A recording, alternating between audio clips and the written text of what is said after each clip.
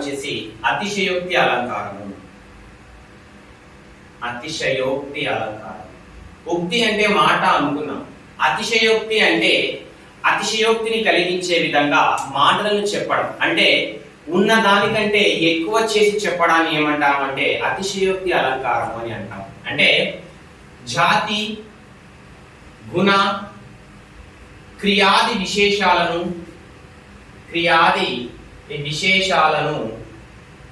ఉన్నదానికంటే ఎక్కువ చేసి చెప్పడం.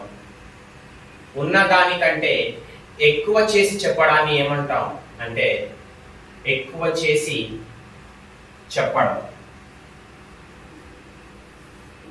జాతి, గుణ, క్రియాది విశేషాలను ఉన్నది ఉన్నట్టుగా చెబితేనేమో దాని స్వభావోక్తి అంటాం. అలా కాకుండా ఉన్న దానికంటే ఎక్కువ చేసి చెప్తే దాన్ని ఏమంటాము అంటే అతిశయోక్తి అలంకారం అని పిలుస్తాం. ఉన్న దానికంటే విషయం అనేది ఎక్కువ చేసి చెబితే దాన్ని ఏమంటాము అంటే అతిశయోక్తి అలంకారం అని పిలుస్తాం. అంటే గోరంత విషయాన్ని కొండంత చేసి చెప్పడం. గోరంత విషయాన్ని కొండంత చేసి చెప్పడం అనేటువంటి సామెత దేనికి పనికొస్తుంది అంటే దేని బలపరుస్తుంది అంటే అతిశయోక్తి అలంకారాన్ని బలపరుస్తుంది. ఏమంటున్నానండి?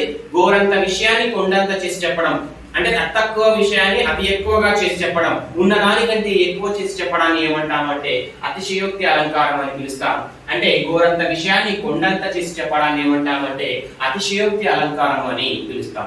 ఉదాహరణకు చూస్తే మా ఊర్లో చాలా పెద్ద అయిన చెరువు ఉంది అంటే స్వభావోక్తి. మా ఊర్లో సముద్రమంత చెరువు ఉంది. సముద్రమంతా చెరువు కలదు. ఇక్కడ మా ఊర్లో చాలా పెద్ద చెరువు ఉంది అంటేనేమో స్వభావోక్తి కిందికి వస్తుంది. కానీ ఇక్కడ ఏముంది? సముద్రమంతా అంటే చెరువు కలదు. చెరువు సముద్రం అంత పెద్దగా ఉంటే దాని సముద్రమే అంటాము, కానీ చెరువు ఎందుకు అంటాం అంటే సముద్రము ఎంత పెద్దగా అయితే అంటే కనుచూపు మేరల వరకు నీరు కనిపిస్తుందో ఇక్కడ చెరువులో కూడా కనుచూపు మేరలంత వరకు నీరు కనిపిస్తుంది. సముద్రం అంత పెద్దదిగా ఉంది అని చెరువును ఉన్నదానికంటే ఎక్కువ చేసి చెబుతున్నాం. కాబట్టి ఇది ఏమవుతుందంటే అతిశయోక్తి అలంకారంగా చెప్తాం. నెక్స్ట్ చూస్తే మా భూమిలో బంగారం పండును. మా భూమిలో బంగారం పండును. ఇక్కడ భూమిలో పంట పండుతుంది, కానీ ఆ పంట ఎలా ఉందంటే బంగారంతో కూడినటువంటి విలువను కలిగి ఉంది. అలాంటి సమయంలో మా భూమిలో బంగారం పండును. బంగారం నేరుగా పండదు, కానీ పండినటువంటి పంట అనేది బంగారపు విలువతో సమానంగా ఉన్న దానికంటే ఎక్కువ చేసి చెప్తున్నాం. కాబట్టి ఇది ఏ అలంకారం చెప్తామంటే అతిశయోక్తి అలంకారంగా చెప్తాం. నెక్స్ట్ చూస్తే మా చెల్లి తాటి చెట్టంత పొడవు కలదు. తాటి చెట్టంత పొడవు కలదు. మా చెల్లి తాటి చెట్టంత పొడవు కలదు అంటే పొడవు చాలా పెద్దదిగా ఉందని చెప్పడం కోసం ఉన్నదానికంటే ఎక్కువ చేసి చెప్తున్నాం. నెక్స్ట్ చూస్తే మావాడు హిమాలయమంత ఎత్తు కలడు. హిమాలయమంత ఎత్తు కలడు. ఇక్కడ కూడా పొడవును ఏం చేస్తున్నాం? ఎత్తుని ఎక్కువ చేసి చెబుతున్నాం. కాబట్టి ఉన్నదానికంటే ఎక్కువ చేసి చెబుతున్నాం. నెక్స్ట్ చూస్తే కూరగాయల ధరలు మండిపోతున్నాయి.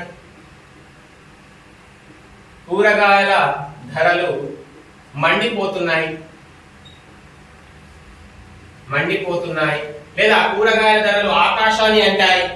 ఇలా చెబితే ఏమంటాం? అతిశయోక్తి అలంకారం అని అంటాం. నెక్స్ట్ మా నగరంలోని భవనాలు ఆకాశాన్ని తాకుతున్నాయి. మా నగరంలోని భవనాలు ఆకాశాన్ని తాకుతున్నాయి అంటే అంత ఎత్తుగా ఉన్నాయని ఉన్నదానికంటే ఎక్కువ చేసి చెప్తున్నాం. నెక్స్ట్ చూస్తే ఆ గుడి గోపురం మేఘాల్ని చుంబిస్తున్నాయి. చుంబిస్తున్నాయి. అంటే ఆ గుడి యొక్క గోపురం మేఘాన్ని చుంబిస్తున్నాయి అంటే మేఘాలు ముద్దాడుతున్నాయి అంటే అంత ఎత్తుగా కలదు అని ఉన్నదానికంటే ఎక్కువ చేసి చెబుతున్నాం. అవునా? ఈ విధంగా ఉన్న అంశాలను ఉన్నదాని విధంగా కాకుండా ఎక్కువ చేసి చెప్తే దాన్ని ఏమంటామంటే అతిశయోక్తి అలంకారంగా చెప్తాం. ఏమని పిలుస్తామండి? అతిశయోక్తి అలంకారం అని అంటాం. అతిశయోక్తి అలంకారం అంటే ఏమిటి? జాతి, గుణ, క్రియాది విశేషాలను ఉన్నదానికంటే ఎక్కువ చేసి చెప్పడాన్ని అతిశయోక్తి అలంకారం అని పిలుస్తాం.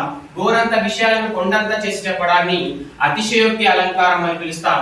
మా ఊర్లో సముద్రం అంత చెరువు కలదు, మా భూమిలో బంగారం పండును, మా చెల్లి తాటి చెట్టంత పొడవు కలదు, మావాడు హిమాలయం అంత ఎత్తు కలడు.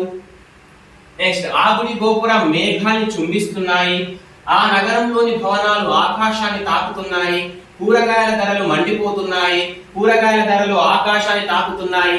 ఇవన్నీ ఉదాహరణలు మనం అతిశయోక్తి అలంకారానికి ఉదాహరణగా చెప్పవచ్చు. నెక్స్ట్ చూస్తే దృష్టాంత అలంకారం.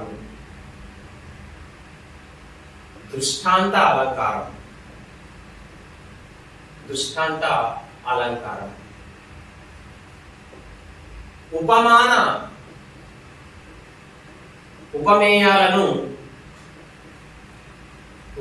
ఉపమేయాలను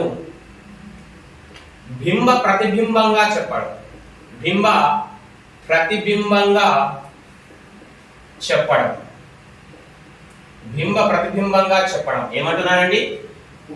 ఉపమేయాలను బింబ ప్రతిబింబంగా చెప్పడం అంటే నీవు నీ అద్దం ముందు నిల్చున్నప్పుడు అద్దంలో కనబడేటువంటి ప్రతిబింబము నీవు చూడడానికి ఏ విధంగా అయితే ఉంటున్నారో అదే విధంగా ఉపమానం ఉపమేయం రెండు చూడడానికి బింబ ప్రతిబింబ భావనగా కనబడడాన్ని ఏమంటాము అంటే దృష్టాంత అలంకారము అని అంటాం. ఉపమానం చూస్తే మనకు పొరపాటున అది ఉపమేయం అనిపించాలి, ఉపమేయాన్ని చూస్తే పొరపాటున అది ఉపమానం అనిపించాలి. రెండు ఒకదాని ముందు ఒకటి ఉంచితే మనకు ఎలా కనిపించాలంటే బింబ ప్రతిబింబ భావనగా కనిపించాలి. ఈ విధంగా ఉపమేయాలను బింబ ప్రతిబింబంగా కనబడేటట్టుగా అనేటువంటి విధంగా చెబితే దాన్ని ఏమంటాము అంటే దృష్టాంత అలంకారం అని పిలుస్తాం. ఏమని పిలుస్తాం? దృష్టాంత అలంకారం అని పిలుస్తాం. ఉదాహరణ చూస్తే పుస్తకంలో ఉండే ఉదాహరణ చూస్తే, ఓ రాజా నీవే కీర్తిమంతుడవు.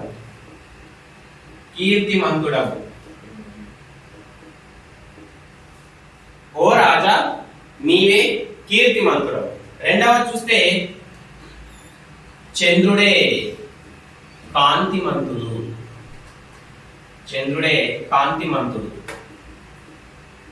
ఇక్కడ మనకు చూస్తే సమాన స్థాయి కలిగిన వ్యక్తులు ఇద్దరు ఉన్నారు. ఇక్కడ ఆకాశంలోని రాజులు ఎవరు అంటే సూర్యుడు, చంద్రుడు అని చెప్తాం. కాబట్టి ఇక్కడ రాజు యొక్క స్థానమే కలిగింది చంద్రుడు. ఇక్కడ కూడా రాజు స్థాయి సరిపోయింది. రాజు యొక్క సమాన ధర్మం ఏంటి? రాజు యొక్క ధర్మం ఏంటి అంటే కీర్తిమంతుడు. రాజు ఎలా ఉన్నాడు? కీర్తిమంతుడుగా ఉన్నాడు. కీర్తిమంతుడు ఎప్పుడయ్యాడు అంటే రాజు ప్రజలకు ఆనందాన్ని కలిగిస్తూ, ప్రజలకు మంచి చేస్తూ, ప్రజలకు సేవ చేస్తూ తన యొక్క కీర్తిని పెంచుకుంటూ కీర్తిమంతుడు అయ్యాడు. అదే విధంగా అదే స్థాయి కలిగిన చంద్రుడు తన కాంతిని వెన్నెలను కలువలకు పంచుతూ, కలువలకు ఆనందాన్ని కలిగిస్తూ కాంతిమంతుడయ్యాడు. చంద్రుడు ఏమయ్యాడు? కాంతిమంతుడయ్యాడు. ఇక్కడ చూస్తే ఉపమేయం ఏంటి అంటే, ఉపమేయం ఏంటిదయ్యా అంటే రాజు. ఉపమానం ఏంటిదయ్యా అంటే చంద్రుడు. ఈ విధంగా ఉపమానము చంద్రుడు, ఉపమేయము రాజు. రాజు ప్రజలకు సేవ చేస్తూ కీర్తిమంతుడయ్యాడు. అదే విధంగా చంద్రుడు కలువలకు కాంతిని పంచుతూ కాంతిమంతుడయ్యాడు. చూస్తే రెండు ఒకదాని ఒకటి బింబ ప్రతిబింబ భావనగా కనిపిస్తుంది. ఇక్కడ చంద్రుడు, ఇక్కడ రాజు కీర్తిమంతుడు మరియు కాంతిమంతుడు. కీర్తి ఏ విధంగా అయితే పెరుగుతూ పోతుందో కాంతి కూడా ఆ విధంగా వెన్నెలకు కూడా పెరుగుతూ పోతుంది. ఈ విధంగా చూడడానికి బింబ ప్రతిబింబ భావనగా కనిపించడాన్ని ఏమంటాము అంటే దాని దృష్టాంత అలంకారం అని పిలుస్తాం. అంటే దృష్టాంత అలంకారం ఏంటి అంటే ఒకటే మాటలు చెప్పాలంటే, నీకు అది ఏ విధంగా కనబడుతుందో నాకు ఇది ఆ విధంగా కనబడుతుంది అని చెప్పడం. నీకు అది ఏ విధంగా అయితే కనబడిందో నాకు ఇది ఆ విధంగా కనబడుతుంది అని చెప్పడాన్ని ఏమంటామంటే దృష్టాంత అలంకారం ఒక్క మాటలో చెప్పాలంటే. అవునండి. ఉదాహరణకు చూస్తే మనకు కేసీఆర్ అన్నారు హైదరాబాద్ నగరాన్ని డల్లాస్ నగరం చేస్తానన్నారు, అవునా? అయితే అంటే ఇక్కడ ఏంటి, అక్కడ డల్లాస్ నగరం ఏ విధంగా అయితే ఉందో హైదరాబాద్ కూడా ఆ విధంగా ఉంది అని చెప్పడం కోసం ఉపయోగించాడు. ఈ విధంగా దృష్టాంత అలంకారాన్ని ఉపయోగించడం జరిగింది, అవునా? ఈ విధంగా బింబ ప్రతిబింబ భావనగా చెప్పడాన్ని ఏమంటామంటే దృష్టాంత అలంకారం అని చెప్తాం. ఏమంటాం? దృష్టాంత అలంకారం అంటాం. నెక్స్ట్ చూస్తే తింటే గారెలు తినాలి, గారెలు తినాలి, వింటే భారతం వినాలి, వింటే భారతం వినాలి. ఇక్కడ భారతం ఏమైతుందయ్యా అంటే ఉపమానం అవుతుంది, ఉపమానం. గారెలు ఏమవుతుందంటే ఉపమేయం అవుతుంది. ఎందుకు? సులువుగా దొరికేవి ఏవైనా సరే సులువుగా దొరకాలి, కష్టపడకుండా దొరకాలి అనేవి ఉపమేయాలు అవుతాయి. కష్టపడితే దొరకవచ్చు, దొరకకపోవచ్చు, ఉపమానాలు అవుతాయి. కాబట్టి భారతం ఏమవుతుందంటే ఉపమానము, గారెలు ఏమవుతుందంటే ఉపమేయం. గారెలు తిన్నప్పుడు నీ యొక్క రుచి అంటే గారెల యొక్క రుచి నీకు ఎంతటి మాధుర్యాన్ని కలిగిస్తుందో, మధురానుభూతిని కలిగిస్తుందో, భారతం విన్నప్పుడు చెవులకు కూడా అంతటి మధురానుభూతిని, ఆనందాన్ని కలిగిస్తుంది. కాబట్టి ఇక్కడ గారెలు, భారతం, తినడం, వినడం అనేటువంటి ఈ అంశాలు అనేవి ఎలా ఉన్నాయంటే బింబ ప్రతిబింబ భావనగా కనిపిస్తున్నాయి. కాబట్టి ఇది దేనికి ఉదాహరణగా చెప్తామంటే దృష్టాంత అలంకారానికి ఉదాహరణగా చెప్తాం. నెక్స్ట్ చూస్తే చదువది ఎంత కలిగిన రసజ్ఞత నింతుక చాలకున్న నా చదువు నిరర్థకంబు గుణ సంయుతులెవ్వరు మెచ్చరటం పదునుగా మంచి కూర నలపాకము చేసినను నుంపెదవిడు నుప్పు లేక రుచి పుట్టదు గధయ్య భాస్కర అని పద్యం తీసుకున్నప్పుడు అక్కడ చదువది ఎంత కలిగిన రసజ్ఞత నింతుక చాలకున్న ఆ చదువు నిరర్థకము అంటే చదువది ఎంత కలిగిన, నువ్వు చదువు ఎంత కలిగినప్పటికీ రసజ్ఞత అంటే మానవతా విలువలు, దయా, జాలి అనేటువంటి మంచి గుణాలు లేకపోతే, చదువు ఎంత ఉన్నప్పటికీ రసజ్ఞత ఇంచుకంటే కొంతైనా రసజ్ఞత లేకపోతే ఆ చదువు నిరర్థకము, గుణ సంయుతులు ఎవ్వరు మెచ్చరు అంటే పండితులు కూడా దానిని మెచ్చుకోరు. ఏ విధంగా అంటే అన్ని మసాలా, కూరగాయలు, కారము అన్ని వేసి చేసినప్పటికీ నుంపెదవిడు ఉప్పు లేక రుచి పుట్టదు కదయ్య భాస్కర అంటే కొద్దిగా ఉప్పు లేకపోతే రుచి అనేది పుట్టదు కదా, రుచి అనేది కలగదు కదా. అంటే ఇక్కడ ఈ ఉదాహరణ చూస్తే చదువు అనేది బింబ ప్రతిబింబ భావనగా ఏ విధంగా చెబుతున్నాడంటే చదువు అనేది ఉపమానం అయితే ఉపమేయం ఏదయ్యా అంటే కూరలు. ఓకే, ఇక్కడ రసజ్ఞత అనేది ఉపమానంలో భాగంగా రసజ్ఞత అనేది ఎలా ఉందంటే చిటికెడు ఉప్పు.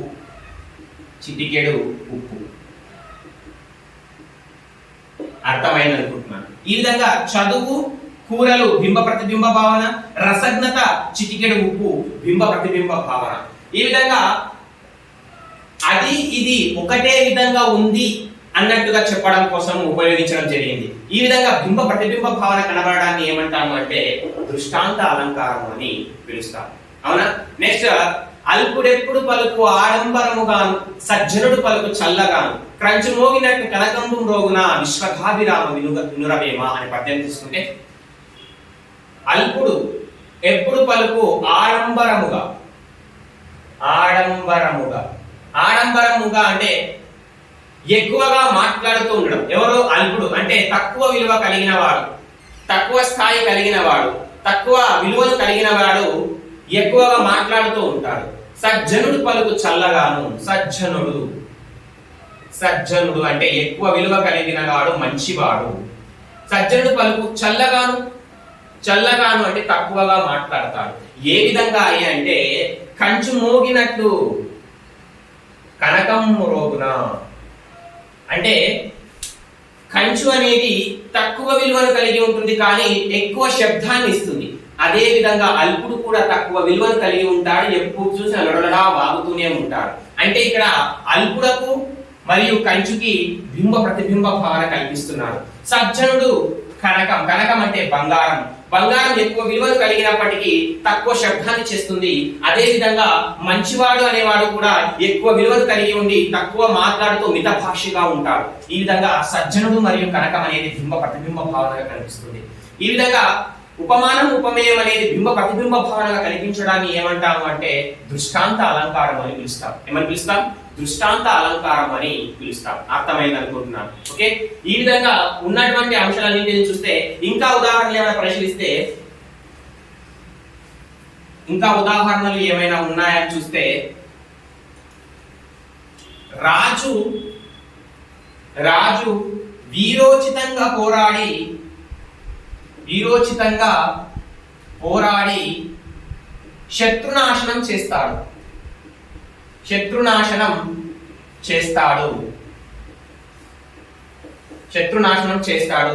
సూర్యుడే చీకట్లను తరిమివేస్తాడు. ఓకే, ఇక్కడ రాజు స్థాయి కలిగింది సూర్యుడు. చెప్పుకున్నాం ఆకాశంలో సూర్యచంద్రులు రాజులు అని. కాబట్టి సూర్యుడు కూడా రాజు హోదాలు కలిగి ఉన్నాడు. రాజు సూర్యుడు రాజు బింబ ప్రతిబింబ భావనగా చూస్తే వీరోచితంగా పోరాడి శత్రునాశనం చేస్తాడు. సూర్యుడు చీకటను తరిమివేస్తాడు. చీకటను సూర్యుడు ఏ విధంగా తరిమివేస్తున్నాడో రాజు కూడా శత్రువులను ఆ విధంగా తరిమివేస్తున్నాడు. కాబట్టి ఈ రాజుకు సూర్యుడికి మధ్య ఉన్నటువంటి ఈ లక్షణాల మధ్య ఉన్నటువంటి సంబంధం ఏదైనా అంటే బింబ ప్రతిబింబ భావన. బింబ ప్రతిబింబ భావన అనేది మనకి ఇక్కడ కనిపిస్తుంది. అంటే రాజు ఏ విధంగా అయితే శత్రువులతో పోరాడి వాళ్ళని గెలుస్తూ పోతున్నాడో అదే విధంగా సూర్యుడు కూడా చీకటిలో తరిమివేస్తూ మనకు వెలుతురిని ప్రసాదిస్తున్నాడు అని చెప్తున్నాం. ఈ విధంగా సూర్యుడు చీకటను తరిమివేయడానికి మరియు రాజుకు శత్రువులను తరిమివేయడంలో మధ్య ఉన్నటువంటి సంబంధం ఏంటయ్యా అంటే బింబ ప్రతిబింబ భావనగా కనబడుతుంది. అవునా? ఈ విధంగా ఉండడాన్ని ఏమంటామంటే దృష్టాంత అలంకారం అని పిలుస్తాం. నెక్స్ట్ ఉదాహరణ చూస్తే ధర్మం 4 పాదాలు నడవడానికి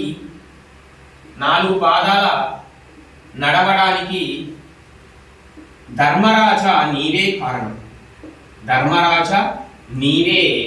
కారణం. ఏమంటున్నాడు? ధర్మం 4 పాదాలు నడవడానికి ధర్మరాజా నీవే కారణం. వర్షాలు కురవడానికి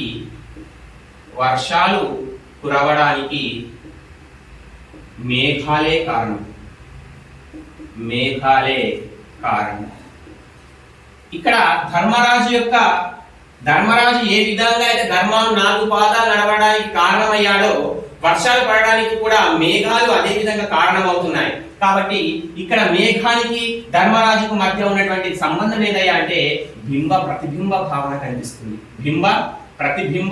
కనిపిస్తుంది. ఈ విధంగా కనిపించడాన్ని ఏమంటాము అయ్యా అంటే దాన్ని దృష్టాంత అలంకారం అని పిలుస్తాం. ఏమని పిలుస్తాం? దృష్టాంత అలంకారం. అంటే ఉపమానానికి ఉపమేయానికి మధ్య ఉండేటువంటి లక్షణాల మధ్య ధర్మాల మధ్య బింబ ప్రతిబింబ భావన కనిపిస్తే దాన్ని దృష్టాంత అలంకారం అని పిలుస్తాం. ఏమంటున్నామండి?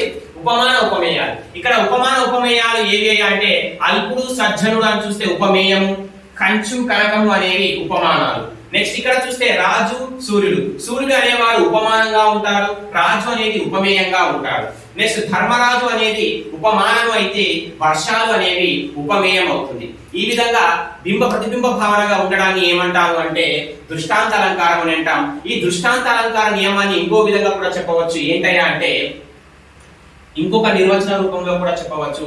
ఏంటయ్యా అంటే ఉపమాన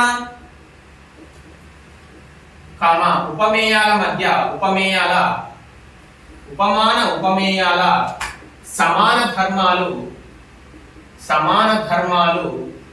వేరైనప్పుడు పోలిక చేసి చెప్పడాన్ని ఏమంటామంటే దృష్టాంత అలంకారం అంటాం. ఇక్కడ చూద్దాం, ధర్మరాజు యొక్క లక్షణం ఏంటి? ధర్మం ఏంటి? లక్షణం ఏంటి? ధర్మంగా నడుచుకోవడం. మేఘాల యొక్క లక్షణం ఏంటి? వర్షాలను కురిపించడం. ధర్మాలు ఒకే విధంగా ఉన్నాయా? లేవు. సమాన ధర్మాలు ఏ విధంగా ఉన్నాయి? వేరుగా ఉన్నాయి. సమాన ధర్మాలు వేరుగా ఉన్నాయి. ఇక్కడనేమో ధర్మరాజు ఉపమానము, మేఘాలు ఉపమేయం. ఉపమాన ఉపమేయ సమాన ధర్మాలు అనేవి వేరుగా ఉన్నప్పటికీ వాటి మధ్య పోలిక చేసి చెబుతున్నాము. రెండింటి మధ్య సంబంధాన్ని కల్పిస్తున్నాము. ఆ పోలిక సంబంధం అనేది ఏ విధంగా ఉంది? బింబ ప్రతిబింబంగా కనిపించే విధంగా ఉంది. ఈ విధంగా ఉపమాన ఉపమేయాల మధ్య సమాన ధర్మాలు వేరైనప్పటికీ పోలిక చేసి చెప్పడాన్ని ఏమంటాము అంటే దృష్టాంత అలంకారం అని పిలుస్తాం. ఏమని పిలుస్తాం? దృష్టాంత అలంకారం అంటాం. నెక్స్ట్ రూపక అలంకారము. రూపక అలంకారం. రూపక అలంకారంలో నిర్వచనం చూసుకుంటే ఇక్కడ కూడా ఉపమానానికి ఉపమేయానికి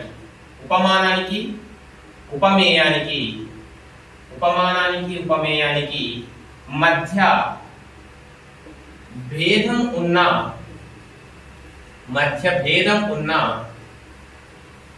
భేదం లేనట్లుగా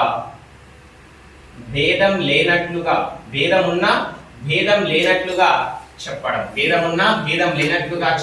ఏమంటాము అంటే రూపకం అని అంటామండి. బాగా గమనిస్తే ఇక్కడ చూడండి, ఉపమానానికి ఉపమేయానికి మధ్య భేదం ఉన్నా అంటున్నాడు. అంటే ఉపమానం వేరు, అసలు ఉపమానం వేరు, ఉపమేయం అనేది వేరు. వీటికి మధ్య ఎలాంటి సంబంధం అనేది ఉండదు, ఎలాంటి లక్షణాల్లో పోలికలు అనేవి ఉండవు. మధ్య భేదం అనేది ఉంటుందని వాడే చెప్తున్నాడు. నిర్వచనంలోనే ఉంది. ఉపమానానికి ఉపమేయానికి మధ్య భేదం ఉంటుందని చెప్తున్నాడు. ఉపమానం వేరు, ఉపమేయం వేరు, రెండింటి మధ్య భేదం ఉంటుంది. కానీ భేదం లేనట్లుగా అన్నట్లుగా మనం చెప్పుకున్నాం ఆల్రెడీ. ఉత్ప్రేక్ష అలంకారంలో భాగంగా అనగా, అన్నట్లుగా అనే పదాలు ఊహను సూచించే పదాలు అని చెప్పుకున్నాం. అవునా?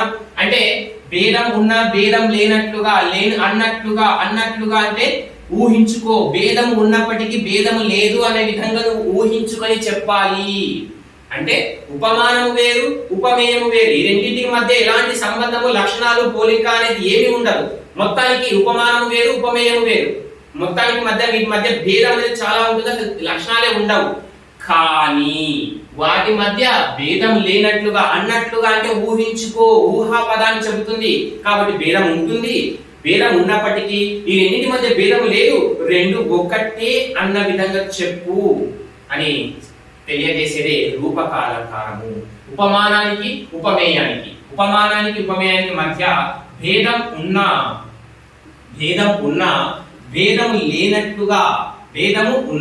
భేదము లేనట్లుగా చెప్పడాన్ని ఏమంటామంటే రూపక అలంకారం అని అంటాం. ఇందులో ప్రధానంగా ఏముంటుందంటే ఆ భేదం అనేది ప్రధానంగా ఉంటుంది. భేదం అంటే తేడా కనబడము, అభేదం అంటే తేడాలు లేకపోవడము. అంటే తేడా ఉన్నప్పటికీ తేడాలు లేకుండా చెప్పడాన్ని అభేదము అని అంటాము. ఓకే, అంటే అభేదాన్ని కల్పించి చెప్పడాన్ని ఏమంటామంటే రూపకము అంటాము. అభేదంతో చెప్పడాన్ని ఏమంటామంటే రూపకము అంటాము. భేదం లేనట్లుగా చెప్పడాన్ని ఏమంటాము అంటే రూపకము అని పిలుస్తాము. ఓకే, ఉపమానానికి ఉపమేయానికి మధ్య తేడాలు, లక్షణాల్లో, పోలికల్లో భేదం అనేది ఉంటుంది. కానీ ఆ భేదము లేనట్టుగా నీవు ఊహించుకొని చెప్పడాన్ని ఏమంటాము అంటే ఊహించుకొని రెండు ఒకటే, రెండు వేరు వేరు కాదు, ఒకటే అనే విధంగా చెప్పడాన్ని ఏమంటాము అంటే రూపక అలంకారం అని పిలుస్తాం. ఏమని పిలుస్తాం? రూపక అలంకారం అని పిలవడం జరుగుతుంది. నెక్స్ట్ చూస్తే దీనిలో ఇంకో నిర్వచనం ఏంటయ్యా అంటే ఉపమానం యొక్క లక్షణాలను ఉపమేయంలో ఏమన్నాను? ఉపమానం యొక్క లక్షణాలను ఉపమేయంలో, ఉపమేయం యొక్క లక్షణాలను ఉపమానంలో ఆరోపించి చెప్పడం. ఆరోపించడం అంటే దీని యొక్క లక్షణాలను దానిపైకి ఆరోపించాలి, అన్వయించాలి, ఆపాదించాలి, కల్పించి చెప్పాలి అని అర్థం. అంటే ఉపమానం యొక్క లక్షణాలను ఉపమేయానికి కల్పించి చెప్పాలి. ఒకవేళ ఉపమేయంలో ఉండే లక్షణాలే ఉపమానానికి సరిపోతే ఆ దాని యొక్క లక్షణాలు ఉపమానం పైకి కల్పించి చెప్పాలి. ఈ విధంగా ఉపమానం యొక్క లక్షణాలను ఉపమేయంలో, ఉపమేయం యొక్క లక్షణాలను ఉపమానంలో ఆరోపించి చెప్పడం, అన్వయించడం, కల్పించడం, ఆపాదించి చెప్పడాన్ని ఏమంటాము అంటే రూపక అలంకారం అని పిలుస్తాం. ఏమని పిలుస్తాం? రూపక అలంకారం అంటాం. భేదమున్నా భేదం లేనట్లుగా చెప్పడం, అభేదాన్ని చెప్పడం, లేదా అభేదాన్ని కల్పించి చెప్పడాన్ని ఏమంటాం? రూపకము అంటాం. లేదా లక్షణాలను ఆరోపించి చెప్పడాన్ని ఏమంటాము అంటే రూపక అలంకారం అని పిలుస్తాం. ఏమని పిలుస్తాం? రూపక అలంకారం అని పిలుస్తాం. నెక్స్ట్ చూస్తే ఇక్కడ మనకు ఉదాహరణలు తీసుకుంటే సంసార సాగరం ఈదడం కష్టం. సంసార సాగరం ఈదడం కష్టం అని ఉంది. అవునా? ఇక్కడ చూస్తే సంసార సాగరం అని ఒకే పదంగా రాశాం. రెండు పదాలను కలిపి ఒక పదంగా రాశాం. ఎందుకు రాసాం? భేదం ఉన్నా భేదం లేనట్లుగా, ఈ రెండు వేరు వేరు అయినప్పటికీ రెండు వేరు కాదు ఒకటే అన్నట్టుగా నువ్వు చెప్పు అని చెబుతుంది నిర్వచనమే. కాబట్టి సంసార సాగరం, సంసారం వేరు సాగరం వేరు, అవునా? సాగరం అంటే సముద్రం, సముద్రం వేరు సంసారం వేరు. రెండింటి మధ్య ఎక్కడైనా ఏమైనా పోలికలు ఉన్నాయా, ఏమైనా లక్షణాలు ఉన్నాయంటే అది వేరు ఇది వేరు. రెండింటి మధ్య జమీన్ ఆస్మాన్ ఫరక్ ఉంది, అంటే ఆకాశానికి భూమికి ఉన్నంత భేదం అనేది కనబడుతుంది. ఈ విధంగా భేదం ఉన్నప్పటికీ ఈ రెండింటి మధ్య భేదమే లేదు, ఒకటే, రెండు ఒకటే, సంసారం సాగరం వేరు వేరు కాదు, చూడడానికి రెండు ఒకటే అన్నట్టు ఒకే పదంగా చెప్పు అంటున్నాడు. నెక్స్ట్ చూస్తే ఉపమానం యొక్క లక్షణాలను ఉపమేయంలో, ఉపమేయం యొక్క లక్షణాలను ఉపమానంలో ఆరోపించు అంటున్నాడు. ఇక్కడ సంసారం అనేది ఏమవుతుందంటే ఉపమేయం అవుతుంది, సంసారం అనేది ఏమవుతుంది? ఉపమేయం అవుతుంది. సాగరం అనేది ఉపమానం అవుతుంది. ఎందుకు ఉపమానం అవుతుంది సార్ అంటే, నీ ఇంటి నుంచి బయటికి రా, వచ్చి చూడు సాగరం కనిపిస్తుందా? లేదు. అరే ఇంటి ముందు చూడు, ఇంటి పక్క చూడు, ఇంటి వెనక చూడు, ఎక్కడ చూడు, సంసారం అనేది కనిపిస్తూనే ఉంటుంది. అంటే సులువుగా కనిపించేది, సులువుగా దొరికేది ఉపమేయం వలన. కాబట్టి సంసారం ఏమవుతుందంటే ఉపమేయం అవుతుంది. కొంత కష్టపడితే సాగరం వరకు నువ్వు వెళ్తావు, కాబట్టి దాన్ని ఏమంటావంటే ఉపమానం అంటాం. నెక్స్ట్, ఉపమానం యొక్క లక్షణాలను ఉపమేయంలో ఆరోపించాలి, ఉపమేయం యొక్క లక్షణాలను ఉపమానంలో ఆరోపించాలి అంటున్నాడు. ఇక్కడ చూస్తే ఉపమానం ఏది? సంసారం, సాగరం. ఉపమేయము ఏది? సంసారం. ఓకే, ఉపమానము వచ్చేసి సాగరము, ఉపమేయము వచ్చేసి సంసారం. ఉపమానము ఏంటంటే ఉపమానము, మానము వచ్చేసి సాగరము, ఉపమేయము, మేయము వచ్చేసి ఇది సంసారం. ఓకే, నెక్స్ట్ ఇక్కడ చూస్తే లక్షణాలను ఆరోపించాలి అంటున్నాడు. సాగరంలోకి ఎంత నీరు వచ్చినప్పటికీ కష్టంగా, ఎంత నీరు వచ్చినప్పటికీ ఇంకా తక్కువనే, ఇంకా నీరు కావాలి అని సాగరం అంటుంది, అంటే సముద్రం అంటుంది. అంటే సముద్రంలోకి ఎంత నీరు వచ్చినప్పటికీ తక్కువగానే కనిపిస్తుంది. అదే విధంగా సంసారంలోకి ఎంత డబ్బు వచ్చినా ఇంకా తక్కువగానే కనిపిస్తుంది. ఇంకా డబ్బు కావాలి కావాలి, అదే నీరు ఎంత వచ్చినా కావాలి కావాలి, అవునా? నెక్స్ట్ చూస్తే సాగరం ఒక ఒడ్డు నుంచి మరొక ఒడ్డుకి ఈదడం కష్టం. సంసారం కూడా రోజు రోజుకు ఈదుతూ ముందుకు రావడం కష్టం. ఈ విధంగా ఉపమానం యొక్క లక్షణాలను ఉపమేయంలో ఆరోపిస్తున్నాడు, ఉపమేయం యొక్క లక్షణాలను ఉపమానంలో ఆరోపించి చెప్తున్నాడు. కాబట్టి సంసార సాగరం మధ్య, సంసారానికి సాగరానికి మధ్య చాలా తేడా ఉన్నప్పటికీ, భేదాలు ఉన్నప్పటికీ, భేదాలు ఏమీ లేవు, రెండు ఒక్కటే అన్నట్టుగా సంసార సాగరం అని చెప్పడాన్ని ఏమంటామంటే రూపక అలంకారం అంటాం. రూపక అలంకారం అంటే నెక్స్ట్ ఉదాహరణ తీసుకుంటే మనకు ఆ కుటుంబానికి తండ్రి హిమగిరి శిఖరం,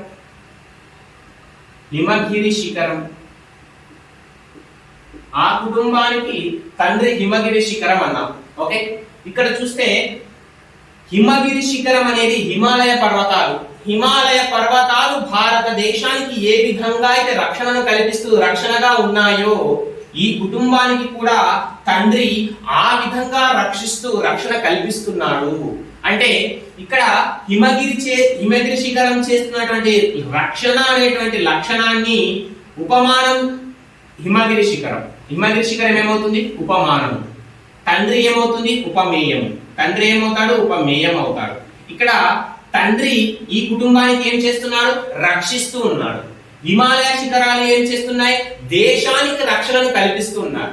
ఈ విధంగా రక్షణ అనేటువంటి లక్షణాన్ని ఉపమానం నుంచి ఉపమేయానికి, ఉపమేయం నుంచి ఉపమానానికి మనకు ఆరోపించి చెబుతున్నారు. ఇక్కడ దేశానికి హిమగిరి శిఖరం ఏ విధంగా అయితే ఉందో, ఆ కుటుంబానికి తండ్రి కూడా అదే విధంగా ఉండి రక్షణను కల్పిస్తున్నాడు. ఇక్కడ తండ్రి కుటుంబానికి మాత్రమే రక్షణ కల్పిస్తున్నప్పటికీ, ఆ కుటుంబానికి మాత్రం తండ్రి ఏ విధంగా కనిపిస్తాడు? హిమగిరి శిఖరంగా కనిపిస్తాడు, అవునా?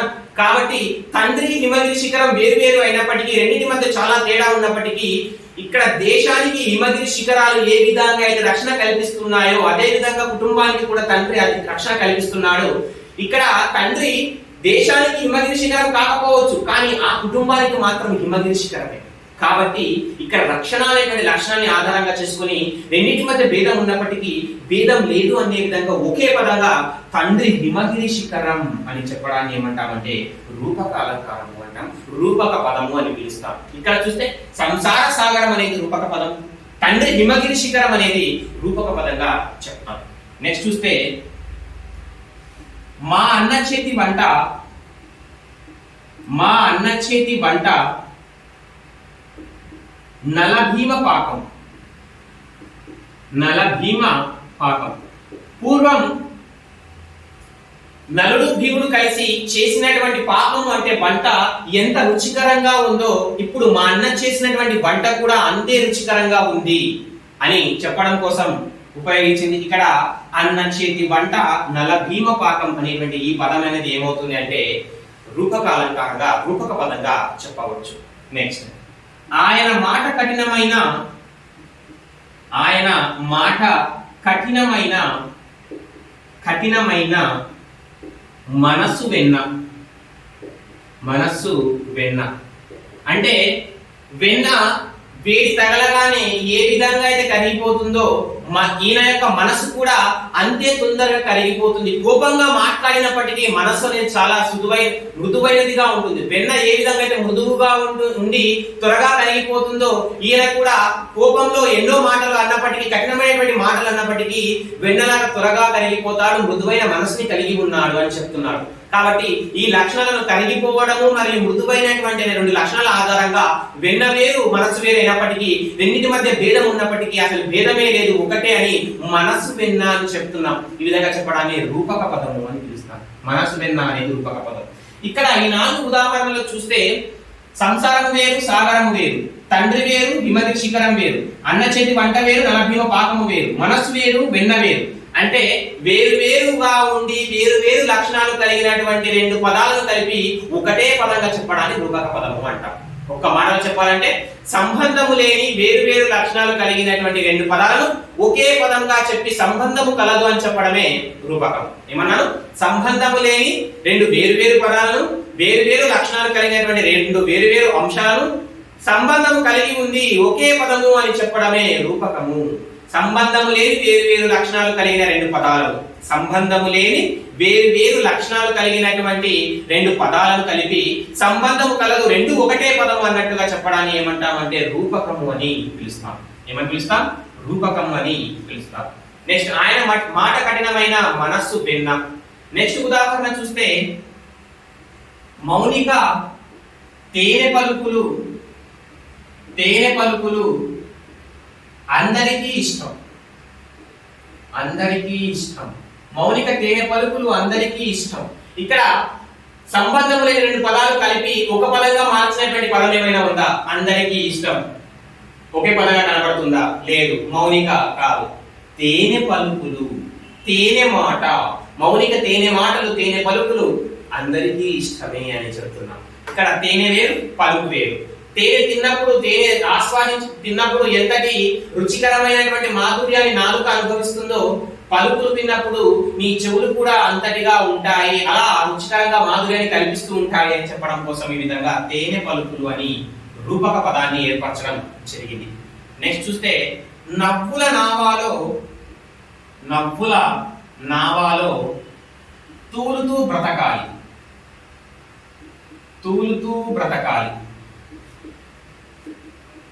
నవ్వుల నావా, నవ్వుల నావా అనేది ఏమవుతుందంటే రూపక పదము అంటారు. నెక్స్ట్ వానజాన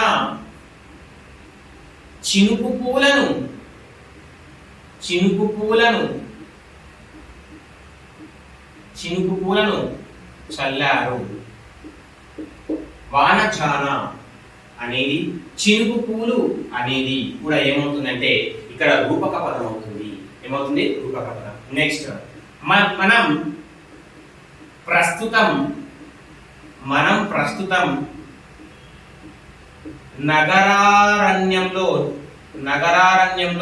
నివసిస్తున్నాం. ఎక్కడ? మనం ప్రస్తుతం రెండింటి కలిపి ఒక పదంగా మాట్లాడినట్టు ఏమైనా అనిపిస్తుందా? చూడు. నగరారణ్యం, నగరం వేరు, అరణ్యం వేరు. అరణ్యం అంటే అడవి, నగరం అంటే ప్రాంతము. కాబట్టి రెండు వేరు వేరు లక్షణాలు కలిగినటువంటి రెండు సంబంధమైన పదాలను కలిపి నగరారణ్యం అని చెబుతున్నాం. అవునా? నెక్స్ట్ ఇంకొక ఉదాహరణ తీసుకుంటే ఆయనకు ఆమె మాట వేద మంత్రం. ఆయనకు ఆమె మాట వేద మంత్రం. ఆయనకు ఆమె మాట వేద మంత్రం. వేదవాక్కు ఎంత ఖచ్చితంగా ఉంటుందో అదే విధంగా ఈయనకు ఆమె మాట అంతే ఖచ్చితం. కాబట్టి ఆమె మాట వేద మంత్రం అనేది సంబంధం లేని రెండు పదాలు కలిపి ఒక మాటగా చెబుతున్నాం. అవునా? నెక్స్ట్ చూసుకుంటే ఆ చేనేత కార్మికులకు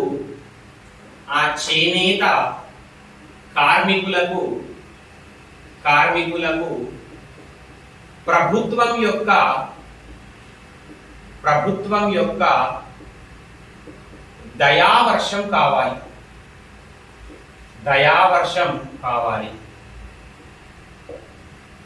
ఓకే, ఇక్కడ చూసుకుంటే దయావర్షం అనేది ఏమవుతుందంటే రూపక పదం అవుతుంది. దీనికి అనుగుణంగా రాస్తే దయామృతం అని రాయొచ్చు.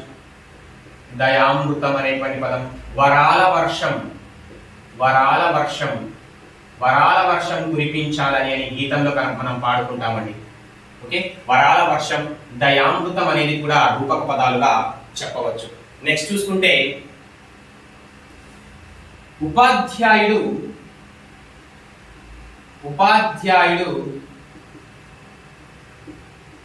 విద్యార్థులలో అజ్ఞానాంధకారాన్ని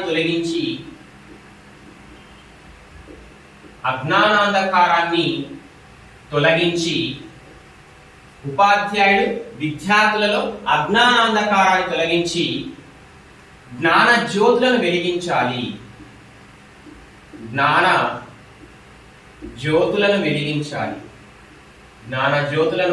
వెలిగించాలి. ఓకే, ఇక్కడ చూసుకుంటే ఉపాధ్యాయుడు విద్యార్థులలో ఏం తొలగించాలి? అజ్ఞానాంధకారం. అజ్ఞానంలో ప్రపంచం అనేది నీకు స్థమితంగా కనిపించదు. అంధకారంలో ముందు ప్రపంచం కనిపించదు. అజ్ఞానంలో భాగంగా అంటే జ్ఞానం లేనితనంలో నువ్వు అన్ని తప్పుడు నిర్ణయాలు తీసుకుంటావు. అలా అజ్ఞానాంధకారం తొలగించి జ్ఞాన జ్యోతులను వెలిగించాలి. జ్యోతి 10 మందికి మార్గాన్ని చూపిస్తుంది. జ్ఞానము 10 మందికి మంచి మాటలను నేర్పుతుంది. కాబట్టి ఈ విధంగా జ్ఞాన జ్యోతులను, అజ్ఞానాంధకారం అనేది ఏమవుతుంది అంటే మనకు రూపక పదాలు అనేవి అవుతాయి. ఏమవుతాయి? రూపక పదాలు అవుతాయి. నెక్స్ట్ చూస్తుంటే నెక్స్ట్ ఉదాహరణ లతాలలనలు రాజుపై కుసుమాక్షితాలు చల్లిరి. ఇక్కడ లతాలలనలు మరియు కుసుమాక్షితాలు అనేవి ఏమవుతాయి అంటే మనకు రూపక పదాలు అవుతాయి. ఏమవుతాయి? రూపక పదాలు అవుతాయి. నెక్స్ట్ చూసుకుంటే నరసరాజు కీర్తి పాల సముద్రం. నరసరాజు కీర్తి పాల సముద్రం. ఇక్కడ రూపక పదం ఏదయ్యా అంటే కీర్తి పాల సముద్రం. కీర్తి పాల సముద్రం అనేది ఏమవుతుందంటే రూపక పదం అనేది అవుతుంది. ఏమవుతుంది? రూపక పదం అనేది కనిపిస్తుంది. నెక్స్ట్ రుద్రమ చండీదేవి వలె శత్రువుల యొక్క రక్తాన్ని జలజలా పారించింది. ఇక్కడ రుద్రమ చండీదేవి ఇద్దరు మనకు రుద్రమ అనేది ఉపమేయం అయితే చండీదేవి అనేది ఉపమానం అవుతుంది. రుద్రమ చండీదేవిలా శత్రుల రక్తాన్ని జలజలా పారించింది అంటే రుద్రమ చండీదేవి అనేది మనకు రూపక పదం అనేది అవుతుంది. ఏమవుతుంది? రూపక పదం అనేది అవుతుంది. ఈ విధంగా ఉపమాన ఉపమేయాల మధ్య భేదం ఉన్నప్పటికీ భేదం లేనట్లుగా చెప్పడాన్ని లేదా అభేదం చేసి చూపడాన్ని, అభేదాన్ని కల్పించి చెప్పడాన్ని రూపక పదము, రూపక అలంకారం అని అంటాం. ఇందులో రూపకంలో అభేదం అనేది ప్రధానంగా ఉంటుంది. ఉపమానం యొక్క లక్షణాలను ఉపమేయంలో, ఉపమేయం యొక్క లక్షణాలను ఉపమానంలో ఆరోపించి చెప్పడాన్ని ఏమంటాము అంటే రూపక అలంకారం అని పిలుస్తాం. ఉదాహరణకు సంసార సాగరం ఈదడం చాలా కష్టం. ఆ కుటుంబానికి తండ్రి హిమగిరి శిఖరం. నెక్స్ట్ లతాలనలలో రాజుపై సుకుమాక్షితాలు చల్లిరి. నరసరాజు కీర్తి పాల సముద్రం. నరసరాజు కీర్తి పాల సముద్రం. మౌనిక తేనె పలుకులు అందరికీ ఇష్టం. మౌనిక తేనె పలుకులు. నవ్వుల నావాలో తుడుతూ బ్రతకాలి. నవ్వుల నావా. నెక్స్ట్ మా అన్న చేతి వంట నలభీమ పాకం. నలభీమ పాకం అనేది రూపక పదం అవుతుంది. నెక్స్ట్ చూసుకుంటే నెక్స్ట్ మనకు వానజాన చినుకు పూలను చల్లిరి. వానజాన చినుకు పూలు అనేది ఏమవుతుందంటే మనకు రూపక పదం అనేది అవుతుంది. నెక్స్ట్ చూస్తే మనం ప్రస్తుతం నగరారణ్యంలో నివసిస్తున్నాం. నగరారణ్యం అనేది. నెక్స్ట్ దయావర్షము, ఆమె మాటలో మాట వేద మంత్రము, దయామృతము, వరాల వర్షము, మనస్సు వెన్న, ఇలాంటి పదాలు అన్ని మనకి ఏమవుతాయి అంటే రూపక పదాలు అని చెప్పవచ్చు. నెక్స్ట్ క్రమ అలంకారం. నెక్స్ట్ క్రమ అలంకారం. క్రమ అలంకారం. క్రమ అలంకారం. క్రమ అలంకారం అంటే ఏంటంటే దీనికి ఇంకో పేరు ఏమయ్యా అంటే యథాసంఖ్య అలంకారం అని పేరు. యథాసంఖ్య అలంకారం అని పేరు. యథాసంఖ్య అలంకారం. అదే మనకు స్వభావోక్తి అలంకారానికి ఇంకో పేరు ఏంటంటే జాత్యార్థ అలంకారం అని పిలుస్తాం. అదే క్రమ అలంకారానికి మరొక పేరు ఏంటంటే యథాసంఖ్య అలంకారం అని పిలుస్తాం. క్రమ అలంకారము, క్రమ అంటే క్రమమైనటువంటి వరుస క్రమంలో చెప్పడము. నిర్వచనం చూస్తే ఇవ్వబడిన అంశాలను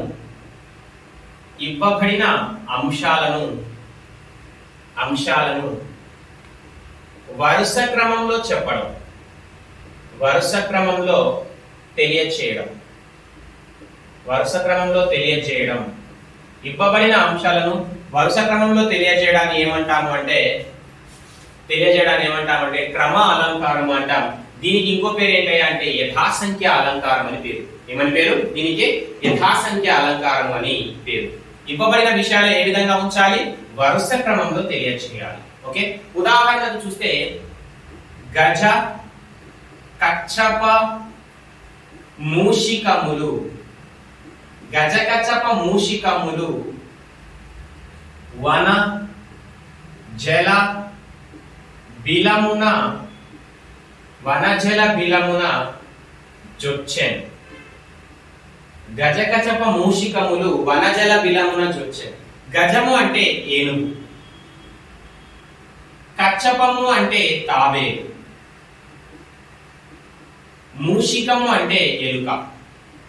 ఓకే, ఏనుగు, తాబేలు, ఎలుక. ఇవ్వబడిన అంశాలను వరుస క్రమంలో తెలియచేయాలి. ఏనుగు వనము అంటే అడవి, జలము అంటే మేలు, బిలము అంటే రంధ్రము, జొచ్చెన్ అంటే ప్రవేశించెను. సో ఇక్కడ చూస్తే ఏనుగు అడవిలోకి ప్రవేశించెను, తాబేలు నీటిలోకి ప్రవేశించెను, ఎలుక రంధ్రములోకి ప్రవేశించెను. ఇవ్వబడిన విషయాలు ఎలా ఉన్నాయి? వరుస క్రమంలో ఉన్నాయి. ఇలా ఉంటే దాన్ని ఏమంటామంటే క్రమ అలంకారం అని పిలుస్తాం. ఏమని పిలుస్తాం? క్రమ అలంకారం అంటాం. నెక్స్ట్ చూస్తే శత్రువును, మిత్రుడిని, విపత్తును,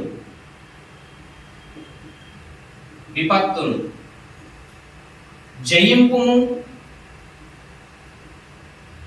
శత్రువుని ఓడింపుము, మిత్రుడిని రంజింపుము, విపత్తును జయింపుము. అంటే శత్రువులను ఓడించాలి, మిత్రులను రంజింప చేయాలి, సంతోష పెట్టాలి, విపత్తులను అంటే ఆటంకాలను జయించాలి. ఇవ్వబడిన విషయాలు ఎలా ఉన్నాయి? వరుస క్రమంలో తెలియచేయబడుతున్నాయి. కాబట్టి ఇలా ఉంటే దాన్ని ఏమంటామంటే యథాసంఖ్య అలంకారము లేదా క్రమ అలంకారం అంటాం. గజకచప మూషికములు వనజల బిలమున జొచ్చెన్, వరుస క్రమంలోనే ఉన్నాయి. నెక్స్ట్ శత్రువుని, మిత్రువుని, విపత్తుని ఓడింపుము, రంజింపుము, జయింపుము. ఇవ్వబడిన విషయాలు కూడా ఎలా ఉన్నాయి? వరుస క్రమంలో ఉన్నాయి.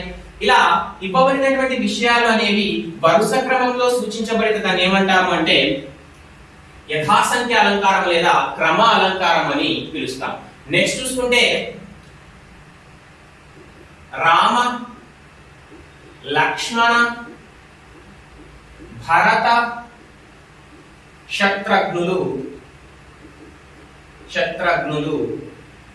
సీత, ఊర్మిళ, మాండవి, శృతకీర్తులను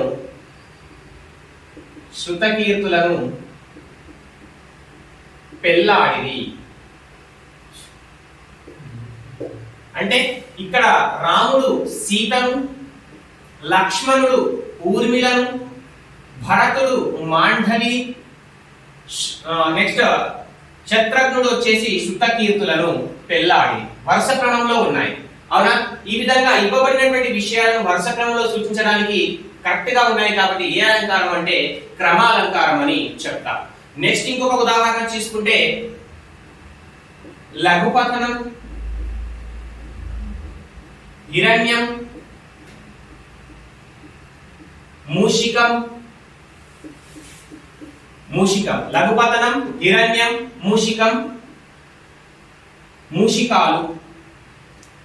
మూషికాలు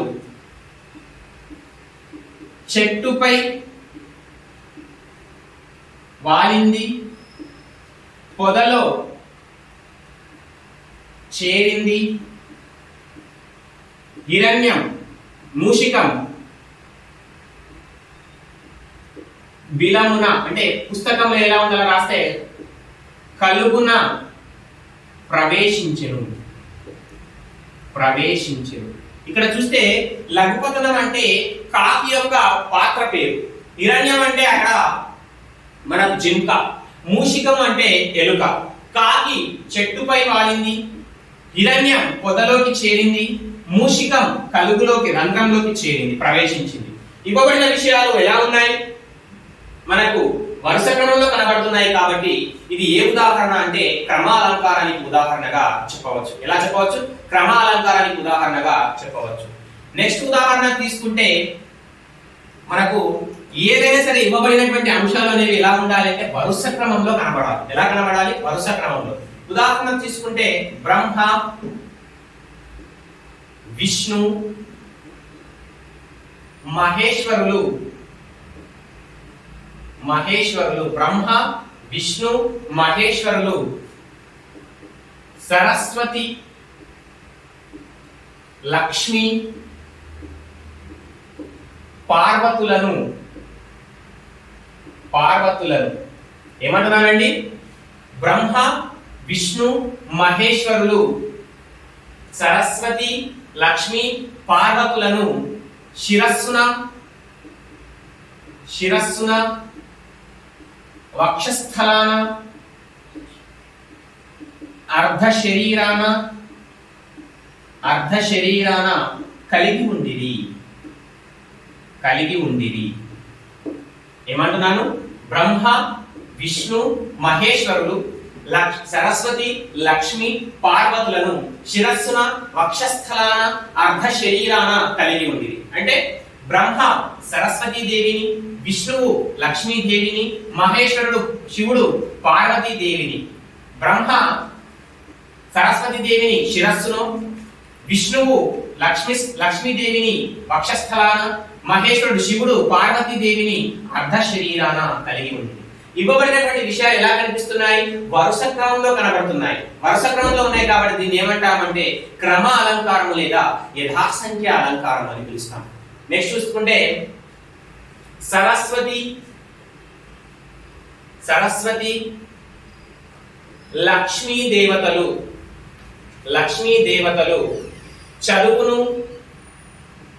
చదువును, డబ్బును ప్రసాదించెదరు. అంటే చూసుకుంటే సరస్వతీ దేవి చదువును, లక్ష్మీదేవి డబ్బును, సిరి సంపదలను ప్రసాదిస్తారు. ఇవ్వబడిన విషయాలు ఎలా ఉన్నాయి? వరుస క్రమంలో ఉన్నాయి. కాబట్టి ఇలా ఇవ్వబడినటువంటి అంశాలు అనేవి వరుస క్రమంలో కనిపిస్తే దాన్ని ఏమంటామంటే క్రమాలంకారము అంటాం. దీనికి కలిగినటువంటి మరొక పేరేంటి? యథాసంఖ్య అలంకారము అని అర్థం. ఏంటండి? యథాసంఖ్య అలంకారము అని అర్థం. నెక్స్ట్ ఉల్లేఖన అలంకారము.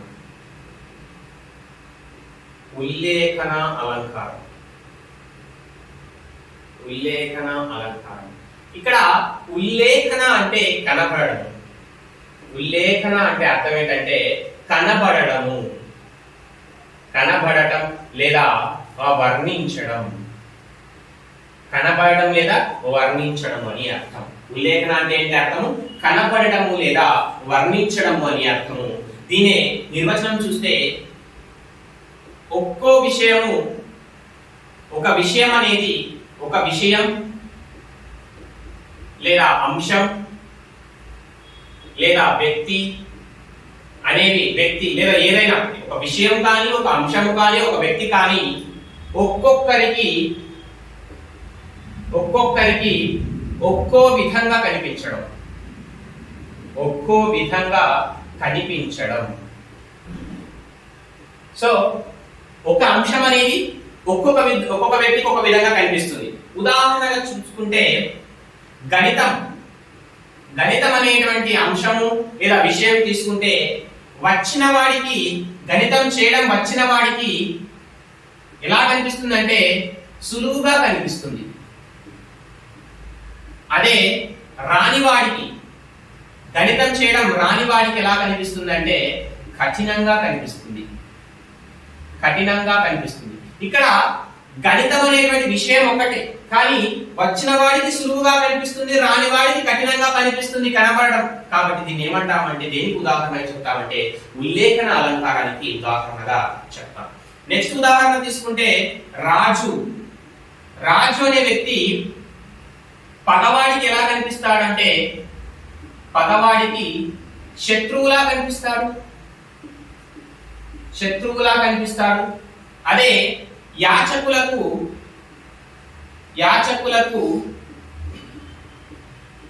కల్పవృక్షంలా కనిపిస్తాడు.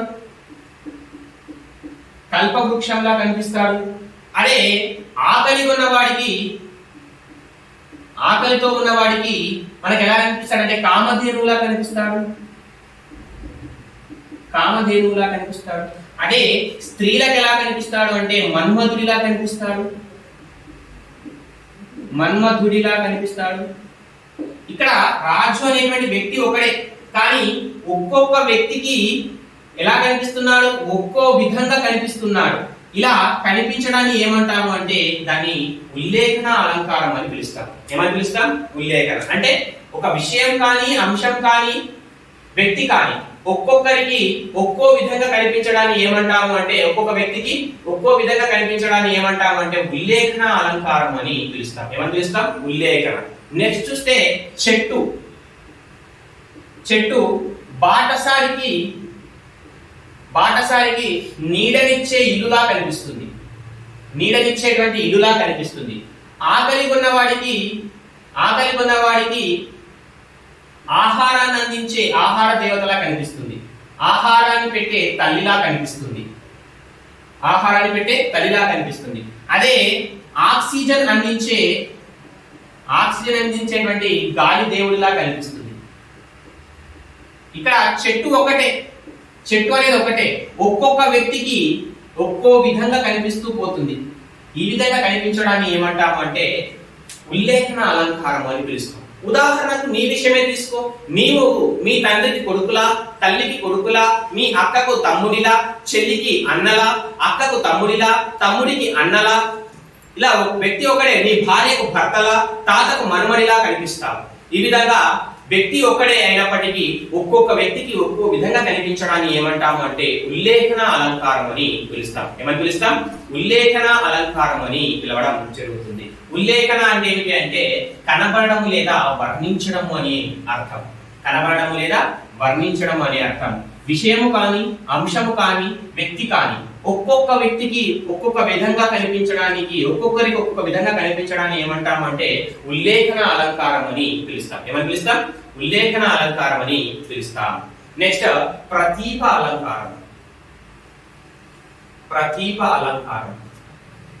అలంకారం అనేది ఏ అలంకారానికి వ్యతిరేకంగా ఉంటుంది అంటే ఉపమా అలంకారానికి వ్యతిరేకంగా ఉంటుంది. ఉపమా అలంకారానికి వ్యతిరేకమైనటువంటి అలంకారం, వ్యతిరేకమైన అలంకారం ఏది అంటే వ్యతిరేకమైనది ఏ అలంకారం అంటే ప్రతీప అలంకారం. ఉపమా అలంకారం అంటే ఏమిటి అంటే ఉపమేయాన్ని ఉపమానంగా పోల్చి చెప్పడం. ఉపమేయాన్ని ఉపమానంగా రమణీయంగా పోల్చి చెప్పడాన్ని ఉపమా అలంకారం అయితే, ఇక్కడ ఏమంటాము అంటే ఉపమానాన్ని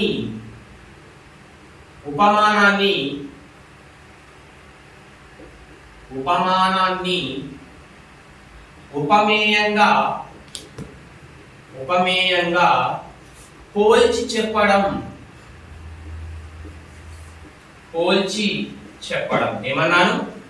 అక్కడైతేనేమో ఉపమాలంకారంలో ఉపమేయాన్ని ఉపమానంగా పోల్చి చెప్పడాన్ని ఉపమా అలంకారం అంటే, అదే ప్రతీప అలంకారానికి వచ్చేసరికి ఉపమానాన్ని ఉపమేయంగా పోల్చి చెప్పడాన్ని ఏమంటామంటే ప్రతీప అలంకారం అంటాం.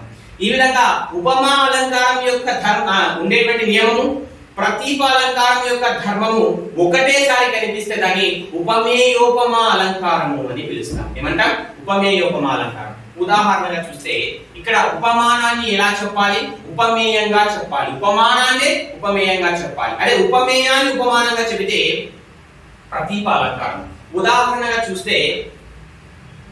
చూస్తే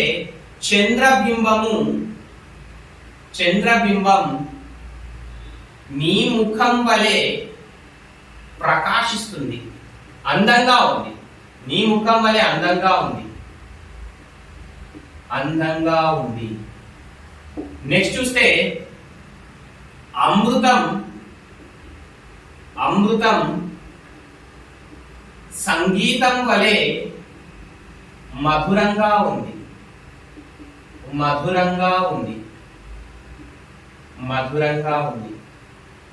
ముని రైతు వలె ఉదయాన్నే లేస్తాడు.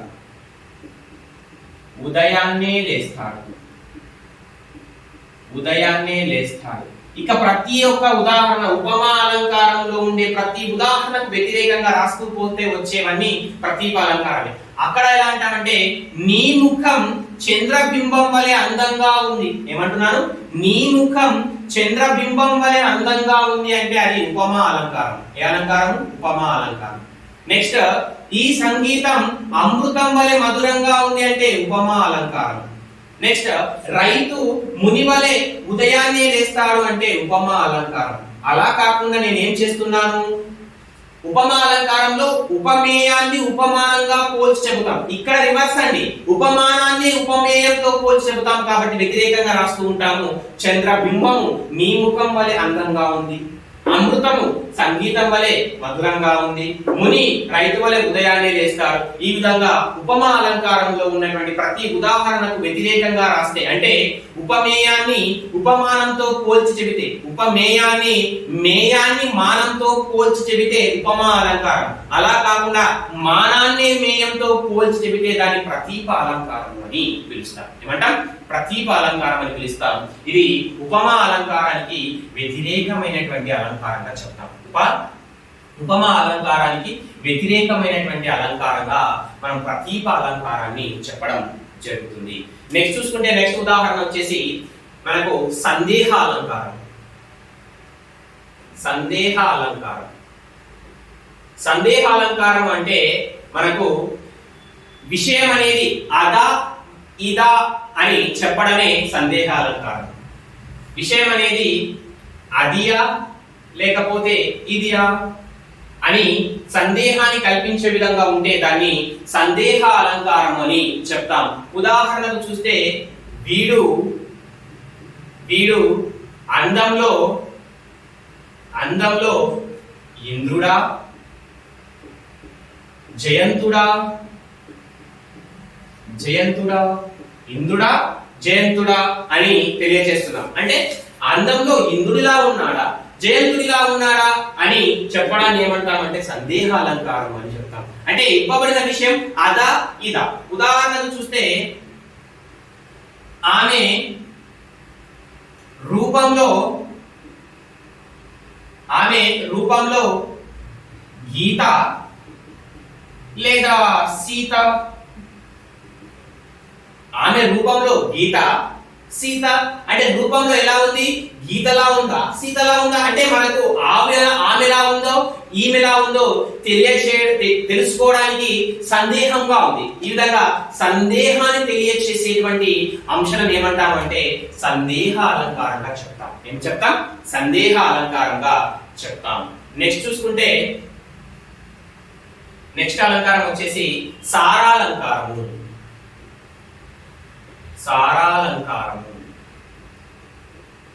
సారము అంటే అర్థం ఏంటంటే సామర్థ్యము అని అర్థం. సారం అంటే ఏంటి? సామర్థ్యము అని అర్థం. సారము అంటే సామర్థ్యము అని అర్థము.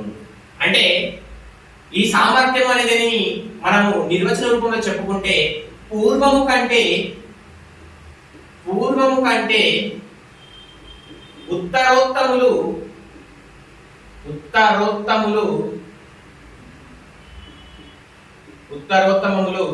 గొప్పవి.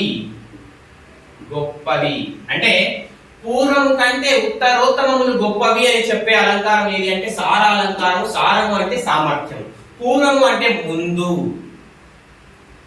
ముందు ఉన్నటువంటి వస్తువు యొక్క సామర్థ్యము కన్నా, ముందు ఉండేటువంటి విషయం యొక్క సామర్థ్యము కన్నా ఉత్తరోత్తములు తరువాత వచ్చేటువంటి అంశాల యొక్క సామర్థ్యము గొప్పవి అని చెప్పే అలంకారం ఏదంటే సారాలంకారం. ఏంటి? పూర్వము కంటే ముందు వచ్చిన దానికంటే, ముందు వచ్చినటువంటి విషయాల యొక్క అంశాల యొక్క సామర్థ్యం కంటే తరువాత వచ్చినటువంటి అంశాల యొక్క సామర్థ్యం అనేది గొప్పది, పూర్వం కంటే ఉత్తరోత్తములు గొప్పవి అని చెప్పడానికి ఉపయోగించే అలంకారం ఏదంటే సారాలంకారం అని చెప్తాం. ఏమని చెప్తాం? సారాలంకారం అని చెప్తాం.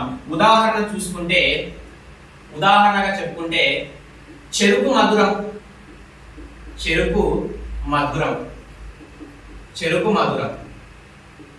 చెరుకు కన్నా చక్కెర మధురం.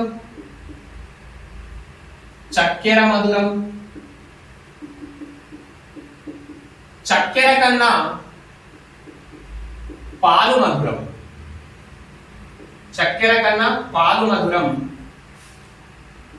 పాల కన్నా తేనె. తేనె కన్నా అమృతం. అమృతం కన్నా పాపాయి లేదా పాప చిరునవ్వు మధురం. అంటే పూర్వము కంటే ఉత్తరోత్తములు, ముందు ఉండేటువంటి దానికంటే తరువాత వచ్చేవి ఇంకా ఎక్కువ సామర్థ్యాన్ని కలిగి ఉన్నాయి, ఎక్కువ గొప్పవి అని చెప్పడానికి ఉపయోగిస్తున్నాం. ఇక్కడ చూస్తే చెరుకు కంటే మనకు చక్కెర తీయగా ఉందంట, చక్కెర కంటే పాలు ఇంకా మధురంగా ఉన్నాయంట, పాల కంటే తేనె ఇంకా బాగుందంట, తేనె కంటే అమృతం ఇంకా బాగుందంట, అమృతానికి మించి చిన్న పాప నవ్వినటువంటి చిరునవ్వు ఇంకా బాగుంది అంటున్నారు. పూర్వము కంటే ఉత్తరోత్తములు గొప్పవి అని చెప్పడానికి ఉపయోగించేటువంటి అలంకారం ఏంటంటే సారాలంకారం. ఇది బానే ఉంది, దీనికంటే అది బాగుంది, దానికంటే అంటే అది ఇంకా బాగుంది అని చెప్పేది సారాలంకారం. ఇది బాగుంది, దీనికంటే ఇది బాగుంది, దీనికంటే ఇది ఇంకా బాగుంది, పూర్వం కంటే ఉత్తరోత్తములు గొప్పవి అని చెప్పడానికి ఉదాహరణ ఏది అంటే సారాలంకారం అని చెప్తాం. నెక్స్ట్ ఇంకో ఉదాహరణ చూస్తే చక్కెర మధురం లేదా చక్కెర తీపి. చక్కెర కన్నా పనస తీపి. పనస కన్నా జున్ను.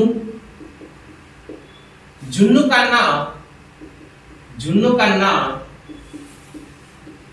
జుంటీగల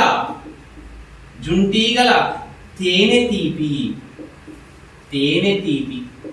అంటే చక్కెర తీయగా ఉంది, చక్కెర కంటే చూస్తే పనస పండు తొనకలు అనేది ఇంకా తీయగా ఉంటాయంట. ఈ పనస పండు కంటే జున్ను అనేది ఇంకా తీపిగా ఉందంట. ఈ జున్ను కంటే తేనె జుంటీగల అంటే తేనె తీగల యొక్క తేనె అనేది ఇంకా తీపిగా ఉంది అంట. అంటే ముందు దానికంటే తర్వాత వచ్చినటువంటి ఉత్తరోత్తములు చాలా గొప్పవి, చాలా ప్రసిద్ధమైనవి, విశిష్టమైనవి అని చెప్పే అలంకారం ఏది అంటే సారాలంకారము. సారము అంటే సామర్థ్యము అన్నాం. ఇక్కడ ఒక సామెత గుర్తుకొస్తుందని చెప్పుకోవచ్చు. ఏంటంటే ముందొచ్చిన మూతి కంటే వెనకొచ్చిన కొమ్ములు గొప్పవి అనేటువంటి సామెత దేనికి సంబంధించిందంటే సారాలంకారం. గోరంత విషయాన్ని కొండంత తెచ్చి చెప్పడం అనేటువంటి సామెత దేనికి చెందింది అంటే అతిశయోక్తి అలంకారానికి చెందింది. సారాలంకారానికి ఉదాహరణగా సామెతగా ఏం చెప్తాము అంటే బలపరిచే సామెత ఏదంటే ముందొచ్చిన మూతి కంటే వెనకొచ్చిన కొమ్ములు గొప్పవి అని చెప్పేటువంటి సామెత దేని బలపరుస్తుంది అంటే సారాలంకారాన్ని బలపరుస్తుంది. నెక్స్ట్ వచ్చేసి దీపక అలంకారము. నెక్స్ట్ దీపక అలంకారం. దీపక అలంకారం.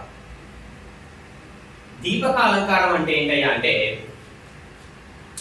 ప్రకృతములకు ధర్మ సామ్యం చేత ఏమంటున్నాను, ప్రకృతములకు ధర్మ సామ్యం చేత ధర్మైక్యం చేసి చెప్పడము దీపక అలంకారం. ఏంటి? ప్రకృత అప్రకృతములకు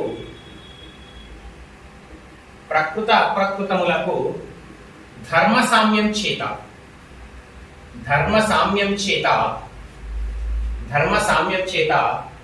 ధర్మైక్యం చేసి చెప్పడం.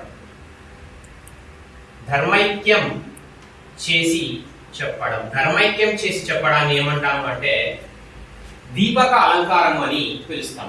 ప్రకృత అప్రకృతములకు ధర్మ సామ్యం చేత ధర్మైక్యం చేసి చెప్పడాన్ని ఏమంటాము అంటే మనము దీపక అలంకారం అంటాం. అంటే ప్రకృతిలో ఉన్నటువంటి వస్తువు యొక్క ధర్మాన్ని పుట్టు గుణముతో ఎవరైతే పేరు ప్రఖ్యాతలు గడిస్తారో, గుర్తింపును పొందుతారో ఆ లక్షణాలను సామ్యం చేసి ధర్మైక్యం చేసి చెప్పడము అని అర్థం. ఇది ప్రకృతి అంశాలకు అప్రకృతి అయినటువంటి అంశాలకు వాటి యొక్క పుట్టు ధర్మాల చేత, పుట్టుకతో ఏర్పడినటువంటి ధర్మాల చేత గుర్తింపు లభిస్తే ఆ లభించినటువంటి ఆ లక్షణాలను తెలియచేసేటువంటి అలంకారాన్ని దీపక అలంకారము అని పిలుస్తాం. దీపక అలంకారం అంటే ధర్మము, ధర్మైక్యం చేసి చెప్పడం. ఓకే, ప్రకృత విషయాలకు అప్రకృత విషయాలకు మధ్య, ప్రకృత విషయ ధర్మాలకు అప్రకృత విషయ ధర్మాలకు మధ్య సామ్యము అంటే పోలిక వలన ఈ ధర్మాలను ఐక్యం చేసి ఈ ధర్మాలను ఒకటే అని చెప్పడం వలన ఏర్పడినటువంటి అలంకారాన్ని ఏమంటామంటే దీపక అలంకారం అంటాం. అంటే పుట్టుకతో వచ్చినటువంటి లక్షణాల ఆధారంగా ఆ వస్తువులు కానీ వ్యక్తులు కానీ గుర్తింపబడితే దానిని దీపక అలంకారం అని చెప్తాం. ఏమంటాం? దీపక అలంకారం అని చెప్తాం. అంటే ఇక్కడ ఒక్క మాటలో చెప్పాలంటే ప్రకృతమునకు అప్రకృతమునకు రెండింటికి ఒకే క్రియ చేత సూచించబడితే, ప్రకృత విషయాలు అప్రకృత విషయాలు, ఈ ప్రకృతాంశాలకు అప్రకృత అంశాలకు పుట్టుకతో ఉన్నటువంటి లక్షణాలకు ధర్మాలకు ఒకే క్రియను, ముఖ్యంగా ఏంటి ఇంపార్టెంట్ ఏంటి, ఒకే క్రియను ఉపయోగించి తెలియచేస్తే దాని దీపక అలంకారము అంటాం. ఏమంటున్నానంటే ప్రకృతములకు అప్రకృతములకు, ప్రకృత ధర్మాలకు అప్రకృత ధర్మాలకు, ప్రకృతాలకు పుట్టుకతో వచ్చినటువంటి ధర్మాలకు, అప్రకృతాలకు పుట్టుకతో వచ్చినటువంటి ధర్మాలకు, ఈ రెండింటికి ఒకే క్రియను ఉపయోగించుకొని ధర్మైక్యం చేసి చెబితే, ఒకే క్రియను ఉపయోగించి ధర్మైక్యం చేసి చెబితే దాన్ని ఏమంటాం అంటే దీపక అలంకారం అంటాం. ధర్మైక్యం చేసి చెప్పడంలో ఒకే క్రియను ఉపయోగించాలి, అదే క్రియ ప్రకృతానికి ఉండాలి, అదే క్రియ అప్రకృతానికి ఉపయోగించి చెబితే దాన్ని ఏమంటాం అంటే దీపక అలంకారం అని పిలుస్తాం. ఏమని పిలుస్తాం? దీపక అలంకారం అని పిలుస్తాం. ఉదాహరణకు చూస్తే తాపం చేత సూర్యుడు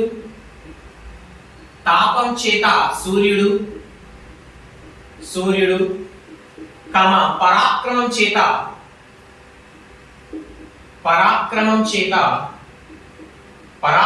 చేత నీవు ప్రకాశిస్తున్నావు.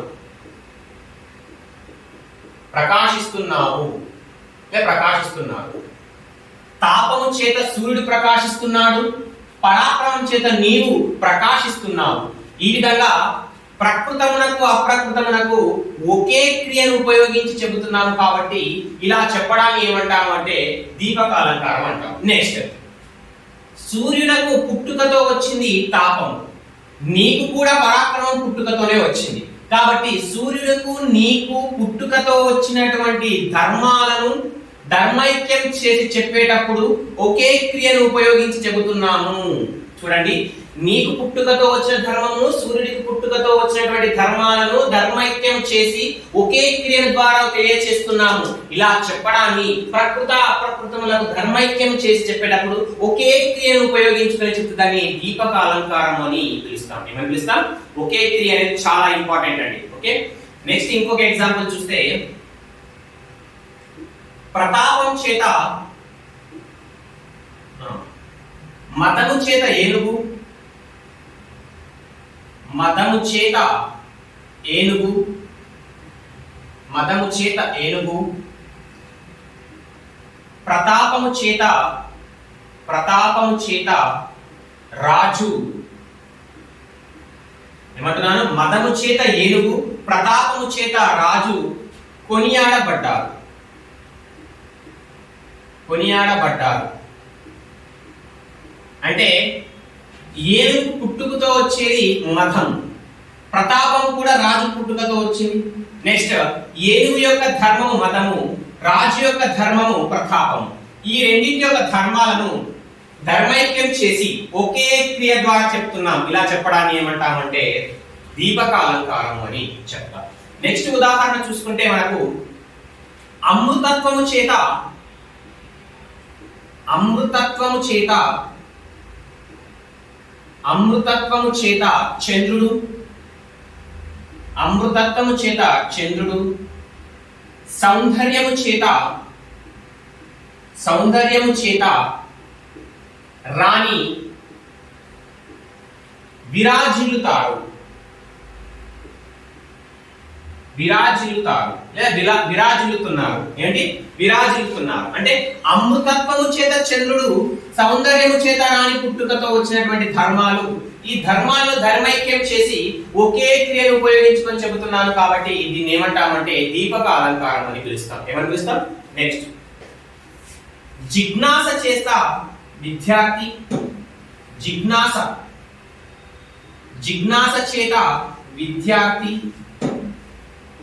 జిజ్ఞాస చేత విద్యార్థి, జ్ఞానము చేత గురువు, జ్ఞానము చేత గురువు, జ్ఞానము చేత గురువు వర్ధిల్లును, వర్ధిల్లును. అవునా? ఇక్కడ చూస్తే విద్యార్థికి జిజ్ఞాస నేర్చుకునే ధర్మము, గురువుకు జ్ఞానము అనేటువంటి ధర్మము చేత వర్ధిల్లుతారు. ఓకే, ధర్మైక్యం చేసి చెప్పేటప్పుడు ఒకటే ఉపయోగించుకొని చెబుతున్నాము. అవునా? ఇలా చూసుకుంటూ పోతే వాక్కు చేత బృహస్పతి, దానము చేత కర్ణుడు. ఎవరు? దానము చేత కర్ణుడు. ఏమన్నానండి? వాక్కు చేత బృహస్పతి, దానము చేత కర్ణుడు, విజయము చేత అర్జునుడు కొనియాడబడ్డారు. అవునా? నెక్స్ట్ ఇంకో చూసుకుంటే రౌద్రము చేత సత్యభామ, కరుణ వల్ల రుక్మిణీదేవి కొనియాడబడ్డారు. అవునా? శోకము చేత సీత కొనియాడబడింది. ఈ విధంగా పుట్టుకతో ఉన్నటువంటి లక్షణాల చేత కానీ లేదా ఒక వ్యక్తికి ఉన్నటువంటి ధర్మాల వల్ల ధర్మ సామ్యము చేత ధర్మైక్యం చేసి చెప్పినప్పుడు ఒకే క్రియను ఉపయోగించుకొని చెబితే దాన్ని ఏమంటాము అంటే దీపక అలంకారం అని పిలుస్తాం. ఓకేనండి? ప్రకృతములకు ధర్మ సామ్యం చేత ధర్మైక్యం చేసి చెప్పడాన్ని దీపక అలంకారం అంటాం. ధర్మైక్యంలో భాగంగా ఒకే క్రియను ఉపయోగించుకొని చెప్పడం అనేది ముఖ్యమైన ప్రాధాన్యం అండి. సో ధర్మైక్యం చేసి చెప్పడంలో ఒకే క్రియను ఉపయోగించుకొని చెప్పడం చాలా ప్రాధాన్యము.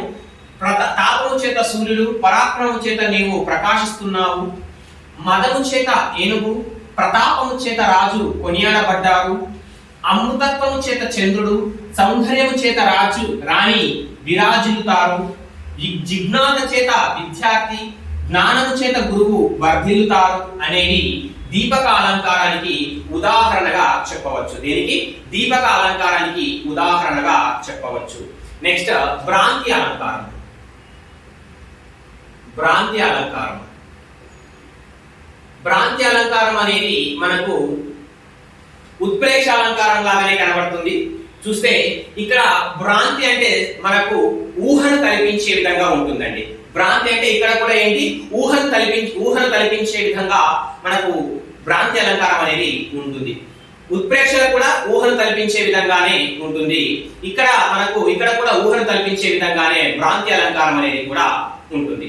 ఇక్కడ చూస్తే ఇక్కడ మనకు భ్రాంతిని సూచించడానికి ఏ పదాలు ఉంటాయంటే ఊహించెదను, ఊహించెదను, తలిచెదను, తలిచెదను,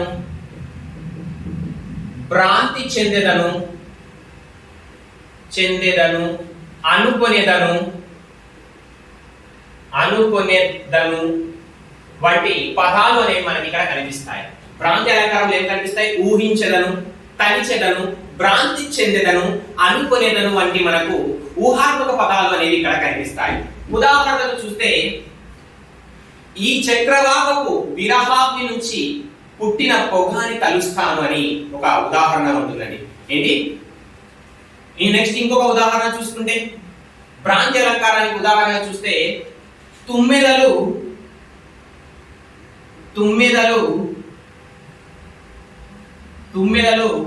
పుష్పమని తలిచి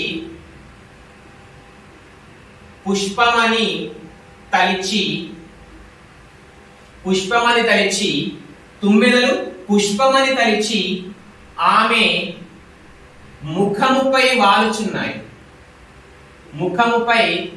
వాలుచున్నాయి.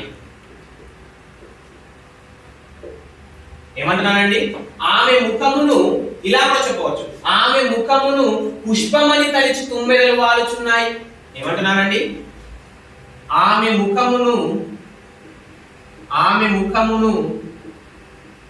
పుష్పమని తలిచి తుమ్మెదలు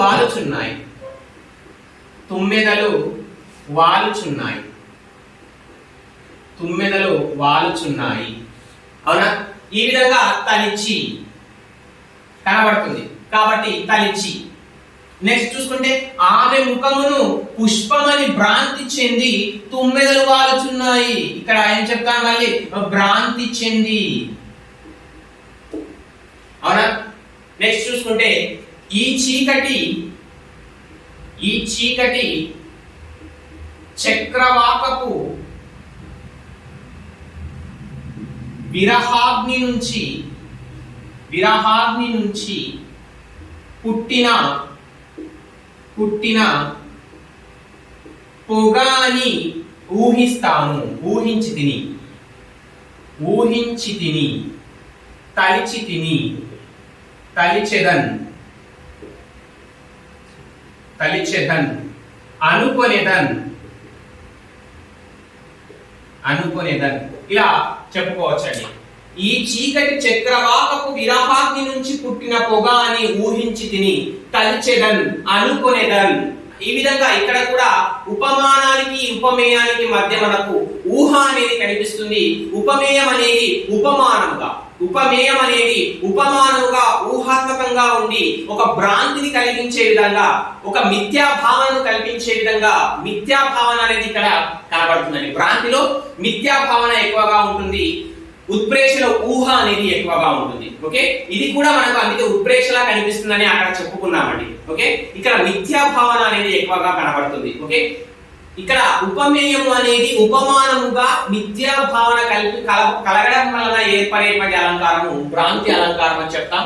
ఇక్కడ ఊహించెదను, తలిచెదను, భ్రాంతి చెందెదను, అనుకొనేదను అనేటువంటి భ్రాంతి పదాలు అనేవి మనకు కనిపిస్తాయి. ఉదాహరణకు చూస్తే ఆమె ముఖమును పుష్పమని తలిచి, పుష్పమని భ్రాంతి చెంది, పుష్పం అనుకొని, పుష్పమని ఊహించి మనకు తుమ్మెదలు వాలుచున్నాయి అని చెప్తామండి. నెక్స్ట్, ఈ చక్రవాకపు విరహాగ్ని నుంచి పుట్టిన, ఈ చీకటి చక్రవాకపు విరహాగ్ని నుంచి పుట్టిన పొగ అని తలుస్తాను, ఊహిస్తాను, భ్రాంతి చెందుతాను, అనుకుంటాను అని ఈ విధంగా చెప్పేటువంటి ఉదాహరణలు దేనికి చెందుతాయా అంటే భ్రాంతి అలంకారానికి ఉదాహరణగా చెప్తాం. దేనికి చెప్తాం? భ్రాంతి అలంకారానికి ఉదాహరణగా చెప్తాం. నెక్స్ట్ చూసుకుంటే వ్యాజస్తుతి అలంకారము. వ్యాజస్తుతి అలంకారం. వ్యాజము అంటే అర్థం ఏంటయ్యా అంటే, వ్యాజము అంటే నింద అని అర్థము. వ్యాజము అంటే అర్థము నింద అని అర్థము. స్తుతి అంటే అర్థము పొగడత అని అర్థం. కాబట్టి దీన్ని ఏమంటామంటే నిందాస్తుతి అలంకారం అని కూడా పిలుస్తారు. ఏమంటారండి? నిందాస్తుతి అలంకారం అని కూడా పిలవడం జరుగుతుంది. ఓకేనా అండి? నెక్స్ట్, ఇక్కడ వ్యాజస్తుతి అంటే ఏంటి అంటే పైకి నిందించినట్టు ఉండి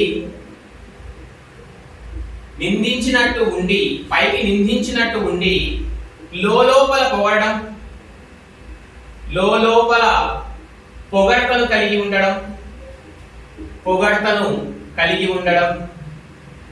పొగడ్తను కలిగి ఉండడం లేదా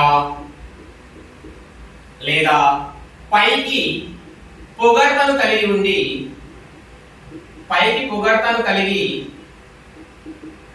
లోపల నిందను కలిగి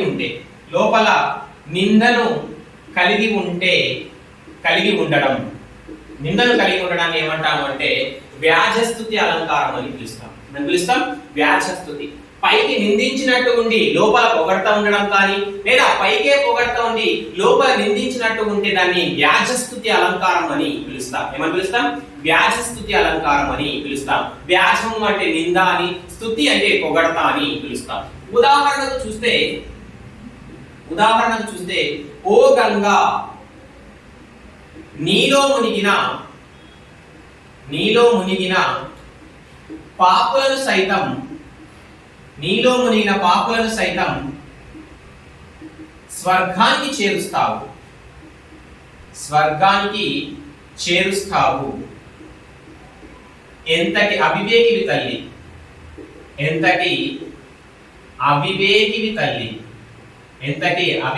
తల్లి నీవు చేరుస్తావు, నీవు ఎంతటి అవివేకివి తల్లి అని కవి తెలియచేస్తున్నాడు. ఏమంటున్నాడు? ఓ గంగా నీలో మునిగిన పాపులను సైతం స్వర్గానికి చేరుస్తావు, నీవు ఎంతటి అవివేకివి తల్లి అంటున్నాడు. ఇక్కడ చూసుకుంటే ఓ గంగా నీలో మునిగినటువంటి పాపులను నువ్వు నరకానికి చేర్చాలి కానీ స్వర్గానికి చేరుస్తున్నావు, నీకు ఇంత కూడా బుద్ధి లేదమ్మా అని కవి చెప్తున్నాడు. అది పైకి ఏ విధంగా ఉంది? అవివేకివి తల్లి అని తిడుతున్నాడు. ఎంతటి అవివేకివి తల్లి అని తిడుతున్నాడు. అవునా? పైకి తిట్టినట్టు ఉంది కాబట్టి పైకి నిందించినట్టు ఉంది. అదే లోపల ఏముంది చూద్దాం. నీలో మునిగినటువంటి పాపులను కూడా వారి యొక్క పాపాలను కడిగేసి వాళ్ళని కూడా పుణ్యాత్ములుగా మార్చి అందరితో పాటుగా సరిసమానంగా నువ్వు స్వర్గానికి చేరుస్తున్నావు తల్లి, ఎంత గొప్పదానవు అని పైకి నిందించినప్పటికీ లోపల పొగిడినట్టుంది. అవునా? పైకి నీకు బుద్ధి లేదమ్మా అంటూనే లోపల పాపులకు సంబంధించి పాపుల యొక్క పాపాలను కడిగేసి పుణ్యాత్ములుగా మార్చి నువ్వు స్వర్గానికి చేరుస్తున్నావు, ఎంత గొప్పదానికి తల్లి అని పొగుడుతున్నాడు. అవునా? లోపల ఏముంది? పొగడతా ఉంది. పైకి ఏముంది? నిందించినట్టుండి లోపల పొగిడినట్టుంది. కాబట్టి ఇది ఏ అలంకారం అంటే వ్యాజస్తుతి అలంకారంగా చెప్తాం. ఇలా చెప్తాం, వ్యాజస్తుతి అలంకారంగా చెప్తాం. రెండవ ఉదాహరణ చూసుకుంటే ఓ కృష్ణ సముద్ర గర్భమున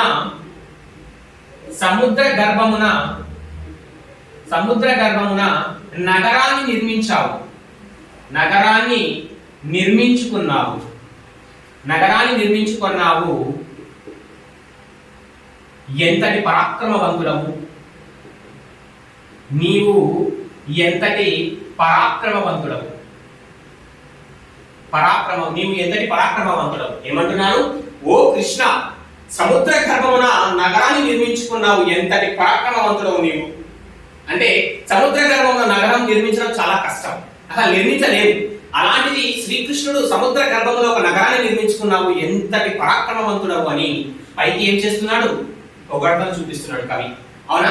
అదే లోపల చూసుకుంటే శత్రురాజులకు భయపడి నువ్వు సముద్ర గర్భంలో నగరాన్ని నిర్మించుకుని అందులో ఒక పిరికి పందలా దాక్కున్నావు, ఏంటయ్యా నీవు అని లోపల తిడుతున్నాడు. అవునా? పైకి మాత్రం పొగుడుతున్నాడు పరాక్రమవంతుడు అని, లోపల మాత్రం శత్రురాజులకు భయపడి సముద్ర గర్భంలో నగరాన్ని నిర్మించుకుని ఒక పిరికి వాడిగా దాక్కున్నావు అని తిడుతున్నాడు. కాబట్టి లోపల ఏముంది? నిందించినట్టు ఉంది. కాబట్టి ఈ విధంగా లోపల నిందించినట్టుంది. పైకి పొగిడి లోపల నిందించడం కానీ ఏంటి? పైకి పొగిడి లోపల నిందించడం కానీ లేదా పైకి నిందించి లోపల పొగడడం కానీ రెండు ఉంటాయి. ఏంటి?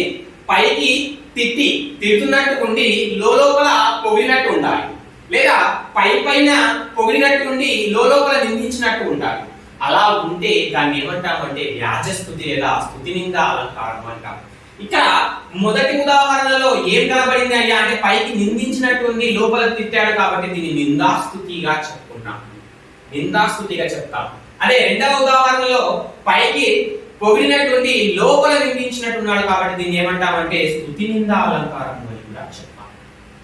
కండిషన్ బట్టి చూస్తే మొదటి ఉదాహరణ అనేది నిందాస్తుతిగా చెప్తే రెండవ ఉదాహరణ అనేది స్తుతినిందగా చెప్తాం. ఎలా చెప్తాం? స్తుతి నిందగా. ఈ విధంగా వ్యాజ స్తుతి అంటే ఏమిటి అంటే వ్యాజము అంటే నిందించడం అని, స్తుతి అంటే పొగడత అని అర్థం.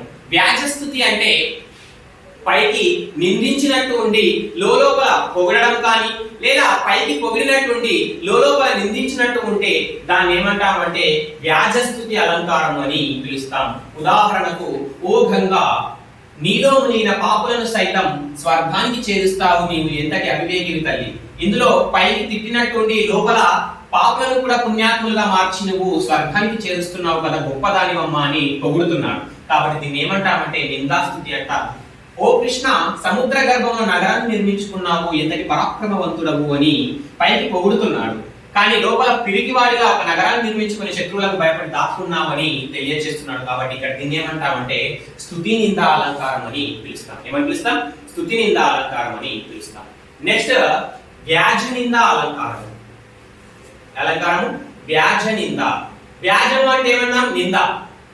నింద వలన ఇంకొక నింద కనిపించడం. అంటే ఒక నింద చేత మరొక నింద స్ఫురించడం లేదా గుర్తుకు రావడం లేదా కనిపించడాన్ని ఏమంటామంటే వ్యాజ నింద అలంకారం అంటాం. ఒక నింద చేత ఇంకొక నింద, ఒకరిని తిట్టినట్టు ఉండడం చేత ఆ తిట్టు వలన ఇంకొకరిని కూడా తిట్టినట్టు కనబడితే దాన్ని ఏమంటామంటే వ్యాజ నింద అంటాం. ఒకరిని తిట్టడం వలన దీనితో పాటు ఇంకొకరిని కూడా తిట్టినట్టు ఉంటే దాన్ని ఏమంటామంటే వ్యాజ నింద అంటాము. ఒక నింద చేత మరొక నింద స్ఫురించడాన్ని, ఒకరిని తిట్టడం వలన దాని వెనకాల మరొక వ్యక్తిని కూడా తిట్టినట్టు ఉంటే దాన్ని ఏమంటామంటే వ్యాజ నింద అంటాము. ఉదాహరణకు చూస్తే, ఓ బ్రహ్మ, పూర్వం నీ తలలో ఒకదానిని మాత్రమే ఖండించిన శివుడు నిందార్హుడు సుమా. ఏమంటున్నాను? ఓ బ్రహ్మ, పూర్వం నీ తలలో ఒక దానిని ఖండించినటువంటి శివుడు నిందార్హుడు సుమా. అంటే ఇక్కడ చూసుకుంటే బ్రహ్మ యొక్క ఒక తలను నరికి వేశాడు అని శివుడిని తిడుతూనే మరొకరిని కూడా తిడుతున్నాం. ఏంటంటే ఈ మిగిలినటువంటి బ్రహ్మకు ఇంకా 4 తలలు ఉన్నాయి, ఆ 4 తలలను కూడా నరికేసి ఉంటే ఈ విధిరాత అనేది మనకు ఉండకపోయేది కదా, ప్రశాంతంగా ఉండేవాళ్ళం కదా అని ఇంకొక నింద కూడా స్ఫురిస్తుంది. అవునా? అంటే ఇక్కడ బ్రహ్మను తిడుతున్నాను ఏమని? ఒక తలను మాత్రమే నరికేట శివుడు, 4 తలలు ఇంకా మిగిలిన 4 తలలను కూడా నరికేసి ఉంటే అసలు విధిరాలనే ఉండకపోయేది, బ్రహ్మనే ఉండకపోయేది, ప్రశాంతంగా ఉండేవారని బ్రహ్మను తిడుతూనే మన యొక్క విధిరాతను రాస్తున్న బ్రహ్మను తిడుతూనే ఇంకో 4 తలలు లేకపోతే అసలు విధిరాతనే లేకపోతూ ఉండే మనకు ప్రశాంతంగా ఉండే వాళ్ళం అని బ్రహ్మను తిడుతూనే ఒకరిని తిట్టడం వలన శివుడిని కూడా తిట్టినట్టుంది. ఎందుకు అంటే ఒక్కటే తలను నరికావు, మిగిలిన తలలు కూడా నరికింటే అయిపోతుంటే కదా, అర్థమవుతుంది. కాబట్టి ఒక నింద చేత మరొక నింద స్ఫురించడము, ఒకరిని తిట్టడం వలన ఇంకొకరిని కూడా తిట్టినట్టు మనకు అనిపిస్తే దాన్ని ఏమంటామంటే వ్యాజ నింద అలంకారం అని పిలుస్తాం. ఓకే, నింద చేత మరొక నింద స్ఫురించడాన్ని వ్యాజ నింద అని అంటాము. ఓకే, నెక్స్ట్ పైకి నిందించినటువంటి లోపల పొగడడం కానీ, లేదా పైకి పొగిడినటువంటి లోపల నిందించినటువంటి దానిని వ్యాజస్తుతి లేదా నిందాస్తుతి అలంకారం అని పిలుస్తాం. ఓకే, ఇవి మనం కలిగిన ఉన్నటువంటి అలంకారాలండి. నెక్స్ట్ అలంకారాలకు సంబంధించి ఇంకా అదనపు సమాచారము మరియు ముఖ్యాంశాల గురించి చూద్దాం. ఓకే, మెయిన్ ఇంపార్టెంట్ పాయింట్స్ ఇంకేమైనా ఉన్నాయా అలంకారాల్లో అడిగినటువంటి అంశాలు, మరియు దానికి సంబంధించి అలంకారాలకు సంబంధించి ఇంకొంచెం అదనపు సమాచారం గురించి తెలుసుకుందాం. నెక్స్ట్ అలంకారాలకు సంబంధించి ఇంపార్టెంట్ పాయింట్స్ లో భాగంగా చూసుకుంటే ఏ కవి రచించినటువంటి గ్రంథంలో ఎన్ని అలంకారాలు పేర్కొన్నారు అనేది ఇంపార్టెంట్ అండి. దీని నుంచి కూడా ప్రశ్న అడగడానికి ఆస్కారం ఉంది. కాబట్టి మన స్థాయి వరకు చూసుకుంటే ఫస్ట్ గా భరతుడు నాట్యశాస్త్రం రచించడం జరిగింది. అందులో తనకు తానుగా అలంకారాలను పేర్కోవాలని అనుకోలేదండి. కానీ నాట్యాన్ని చేసే సమయంలో ముఖ కవలికలు మరియు రసాలకు సంబంధించి అనుకోకుండానే తాను 4 అలంకారాలను పేర్కొనడం జరిగిందండి. కాబట్టి భరతుడు నాట్య శాస్త్రంలో పేర్కొన్న అలంకారాల సంఖ్య ఎంత అంటే 4. భరతుడు నాట్య శాస్త్రంలో పేర్కొన్న అలంకారాల సంఖ్య 4. నెక్స్ట్ దానికి ముందు మనము ఋగ్వేదంలో చెప్పుకున్నాం. ఋగ్వేదంలో పేర్కొన్న అలంకారాల సంఖ్య 3 అని చెప్పుకున్నామండి. ఓకే, నెక్స్ట్ అగ్ని పురాణంలో పేర్కొన్నటువంటి అలంకారాల సంఖ్య వచ్చేసి 8. ఏంటి? అగ్ని పురాణంలో పేర్కొన్నటువంటి అలంకారాల సంఖ్య వచ్చేసి 8. పురాణాలకు సంబంధించి ఏ పురాణం అనేది అలంకారానికి ప్రాధాన్యత ఇచ్చింది అంటే అగ్ని పురాణం. వేదాలకు సంబంధించి ఏ వేదము అలంకారాల గురించి ప్రస్తావించిందంటే ఋగ్వేదం. ఓకే, గుర్తుపెట్టుకోవాలి. నెక్స్ట్ భరతుడు రచించినటువంటి నాట్య శాస్త్రంలో పేర్కొన్న అలంకారాల సంఖ్య ఎంత అంటే 4. ఋగ్వేదంలో పేర్కొన్న అలంకారాల సంఖ్య 3. అగ్ని పురాణంలో పేర్కొన్న అలంకారాల సంఖ్య 8. మర్చిపోకూడదు. నెక్స్ట్ కుంతకుడు ఎవరండి? కుంతకుడు రచించినటువంటి లేదా కుంతకుడు తాను అంగీకరించినటువంటి అలంకారాల సంఖ్య ఎంత అయ్యా అంటే 20. 20 అలంకారాలను తాను అంగీకరించడం జరిగింది. కుంతకుడు అంగీకరించిన అలంకారాల సంఖ్య 20. నెక్స్ట్ వామనుడు రచించినటువంటి కావ్య అలంకార సూత్రవృత్తి ఏమన్నాను? కావ్య అలంకార సూత్రవృత్తి అనేటువంటి గ్రంథంలో వామనుడు మనకు సౌందర్యం అలంకార అనేటువంటి నిర్వచనం ఇవ్వడం జరిగింది. అదే గ్రంథంలో పేర్కొన్న అలంకారాల సంఖ్య వచ్చేసి 33. ఏంటండి? కావ్య అలంకార సూత్రవృత్తి అనేటువంటి గ్రంథంలో వామనుడు పేర్కొన్నటువంటి అలంకారాల సంఖ్య ఎంత అంటే 33. ఎన్ని? 33. నెక్స్ట్ శివకవి యుగంలో ప్రధానమైనటువంటి వ్యక్తిగా మొదటివాడిగా చెప్పేటువంటి నన్నెచోళుడు శివకవి యుగంలో భాగంగా 12వ శతాబ్దంలో నన్నెచోళుడు, మల్లికార్జునుడు మరియు పాల్కుర్తి సోమన వీరి ముగ్గురిని కలిపి శివకవిత్రయం అని పిలిచేవారు. అందులో నన్నెచోళుడు రచించినటువంటి గ్రంథం కుమార సంభవం. ఈ కుమార సంభవంలో నన్నెచోళుడు పేర్కొన్నటువంటి అలంకారాల సంఖ్య 37. ఏంటండి? 37 అలంకారాలను 36 అలంకారాలను కుమార సంభవంలో నన్నెచోళుడు పేర్కొనడం జరిగింది. 36. నెక్స్ట్ దండి సంస్కృతంలో రచించినటువంటి అలంకార గ్రంథం ఏదయ్యా అంటే సంస్కృతంలో రచించినటువంటి అలంకార గ్రంథం ఏదంటే కావ్య దర్శం. ఈ కావ్య దర్శం అనేటువంటి గ్రంథంలోనే కావ్యాన్ శోభకరణాన్ ధర్మాన్ అలంకార ప్రచక్షేత్ అనేటువంటి అలంకార నిర్వచనాన్ని కూడా ఇవ్వడం జరిగింది. ఈ దండి కావ్య దర్శనంలో పేర్కొన్న అలంకారాల సంఖ్య 37. ఎన్ని? 37 అలంకారాలను పేర్కొనడం జరిగింది. 37 అలంకారాలను పేర్కొనడం జరిగింది. నెక్స్ట్ దండి రచించింది కావ్య దర్శము 37. నెక్స్ట్ భామహుడు రచించిన అలంకారము భామహ అలంకారం అని చెప్పుకున్నాం ఆల్రెడీ. భామహ అలంకారానికి కావ్య అలంకార గ్రంథము అని, కావ్య అలంకార శాస్త్ర గ్రంథము అని పేరు కూడా కాదు. ఈ కావ్య అలంకార శాస్త్ర గ్రంథము అనే పేరు మీదుగా భామహుడు భామహ అలంకారాన్ని 6వ శతాబ్దంలో రచించడం జరిగింది. ఏ శతాబ్దంలో? 6వ శతాబ్దంలో రచించడం జరిగింది.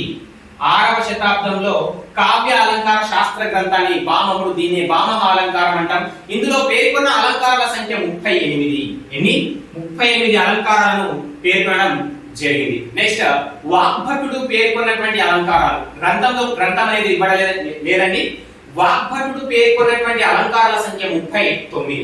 వాగ్భటుడు పేర్కొన్న అలంకారాల సంఖ్య ఎంత? 39. నెక్స్ట్ ఉద్భటుడు. వాగ్భటుడు, ఉద్భటుడు, రుద్రటుడు అని పేర్లు వస్తాయండి, బాగా గమనించాలి, కన్ఫ్యూజ్ కావద్దు. వాగ్భటుడు పేర్కొన్న అలంకారాల సంఖ్య 39. నెక్స్ట్ ఉద్భటుడు రచించినటువంటి గ్రంథం వచ్చేసి కావ్య అలంకార సంగ్రహం. ఇది కావ్య అలంకార సంగ్రహం అనేటువంటి గ్రంథాన్ని రచించడం జరిగింది ఉద్భటుడు. నెక్స్ట్ రామరాజ భూషణుడు రచించినటువంటి గ్రంథం పేరు కూడా కావ్య అలంకార సంగ్రహం అనే పేరు ఉంటుందండి. ఓకే, కావ్య అలంకార సంగ్రహం పేర్కొన్నటువంటి అలంకారాల సంఖ్య 45. ఎన్ని? 45 అలంకారాలను పేర్కొనడం జరిగింది. మళ్ళీ ఒకసారి చూసి చెప్తున్నానండి, ఇటువైపు ఉండేది. ఋగ్వేదంలో పేర్కొన్న అలంకారాల సంఖ్య 3. భరతుడు నాట్య శాస్త్రంలో పేర్కొన్న అలంకారాల సంఖ్య 4.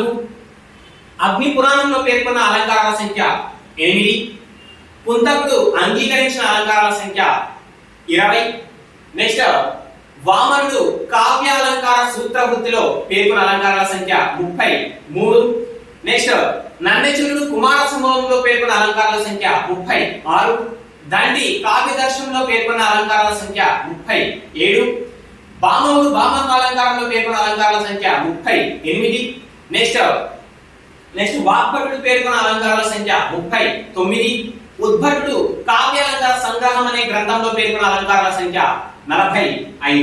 ఓకే, నెక్స్ట్ వచ్చేసి ముమ్మాట్టుడు కావ్య ప్రకాశం. ఏంటి ముమ్మాట్టుడు కావ్య ప్రకాశం? ముమ్మాట్టుడు కావ్య ప్రకాశం అనేటువంటి గ్రంథంలో, కావ్య ప్రకాశం ముమ్మాట్టుడు అనేటువంటి గ్రంథంలో పేర్కొన్న అలంకారాల సంఖ్య 61. ఏంటండి 61. రుద్రటుడు రచించినటువంటి గ్రంథము కావ్య అలంకార గ్రంథము. ఇదే భామహుడు రచించిన గ్రంథం పేరు కూడా కావ్య అలంకార గ్రంథమే. రుద్రటుడు రచించినటువంటి గ్రంథం పేరు కూడా కావ్య అలంకార గ్రంథమే. కానీ భామహుడు మనకు 6వ శతాబ్దంలో రచిస్తే రుద్రటుడు 8వ శతాబ్దంలో రచించడం జరిగింది. 8వ శతాబ్దంలో రుద్రటుడు రచించినటువంటి కావ్య అలంకార శాస్త్ర గ్రంథము ఏ శతాబ్దంలో అంటే 8వ శతాబ్దంలో పేర్కొన్న అలంకారాలు 68. ఏంటండి 68 అలంకారాలను పేర్కొనడం జరిగింది. నెక్స్ట్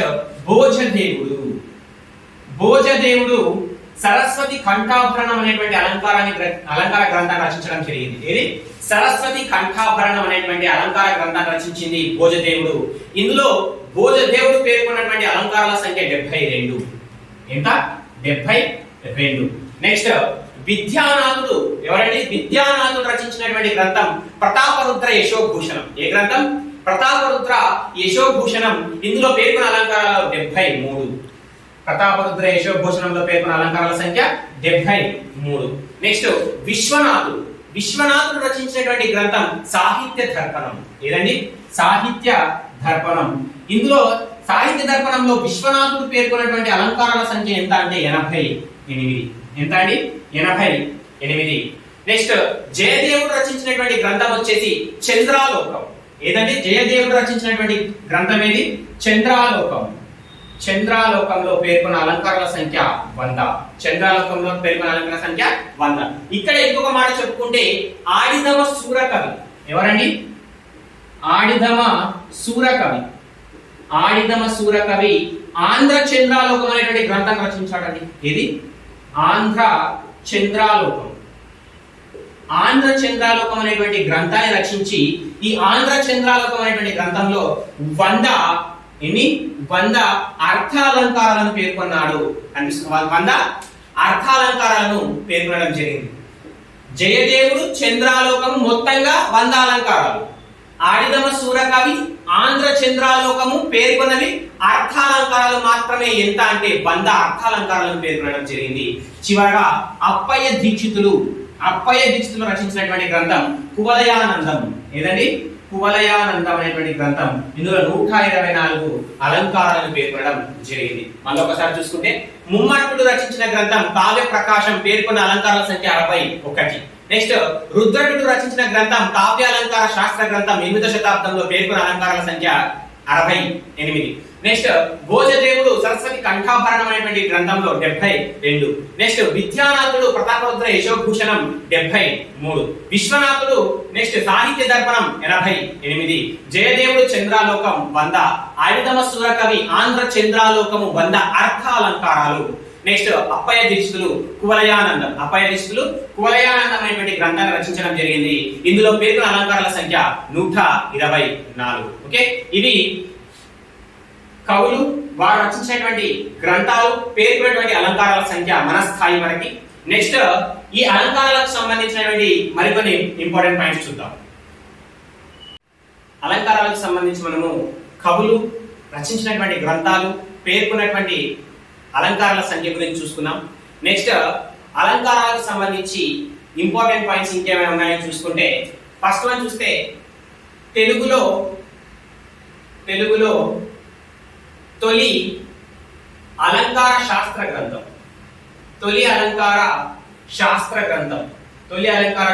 గ్రంథం వచ్చేసి కావ్య అలంకార చూడమని.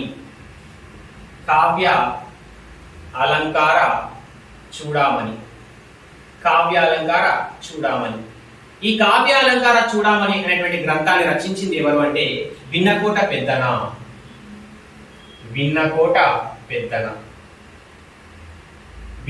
పెద్దన మనకు తెలుగులో తొలి అలంకార శాస్త్ర గ్రంథమైన కావ్య అలంకార చూడమనేటువంటి గ్రంథాన్ని రచించడం జరిగింది. ఓకే, నెక్స్ట్ ఈ కావ్య అలంకార చూడమని అనేటువంటి గ్రంథానికి ఆధారం ఏంటయ్యా? ఆధారం ఏంటయ్యా అని చూస్తే సంస్కృత భాషలో, ఏ భాషలో? సంస్కృత భాషలో, సంస్కృతంలో దండి రచించిన కావ్య ధర్షం, ఏ ధర్షం? కావ్య ధర్షం అనేటువంటి గ్రంథం ఆధారం.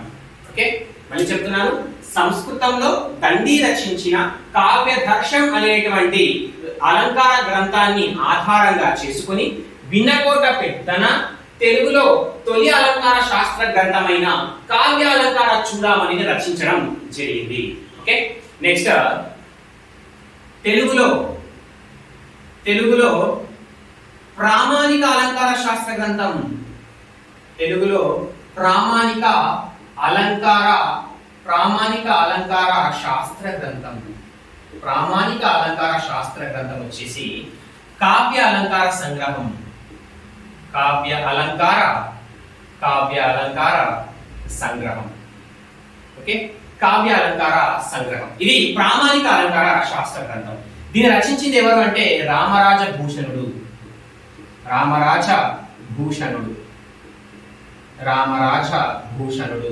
ఈయన కలిగిన మరొక పేరే భట్టుమూర్తి. ఓకే, భట్టుమూర్తి అసలైన పేరు రామరాజ భూషణుడు బిరుదాంకితం. ఓకే, అంటే శ్రీకృష్ణదేవరాయల మేనల్లుడు అయినటువంటి ఆలియ రామరాజ రాయలు ఆస్థానంలో రామరాజ భూషణుడు ఆస్థాన కవిగా ఉండేవాడు. అప్పుడు ఆలియ రామరాజ రాయల చేత భూషింపబడ్డవాడు. భూషింపబడడం అంటే పేర్కొన్నవాడు, విశిష్టతను పొందినవాడు అని అర్థం, అవునా? కాబట్టి ఆలియ రామరాజ రాయల చేత భూషింపబడ్డాడు కాబట్టి ఈయనను రామరాజ భూషణుడు అంటాం. ఆలియ రామరాజ చేత భూషింపబడ్డాడు కాబట్టి రామరాజ భూషణుడు అనేటువంటిది పేరు రావడం జరిగింది. అసలైన పేరు వచ్చేసి భట్టుమూర్తి, బిరుదాంకితం వచ్చేసి రామరాజ భూషణుడు. ఈయన రచించిన గ్రంథం ఏంటి అంటే కావ్య అలంకార సంగ్రహం. దీని విశిష్టత ఏంటి అంటే ఇది ప్రామాణిక అలంకార శాస్త్ర గ్రంథము. ఇది ఒక ప్రామాణిక అలంకార శాస్త్ర గ్రంథము. నెక్స్ట్ ఈ కావ్య అలంకార సంగ్రహానికి మరొక పేరు ఏమైనా ఉందా అంటే దీనికి నరస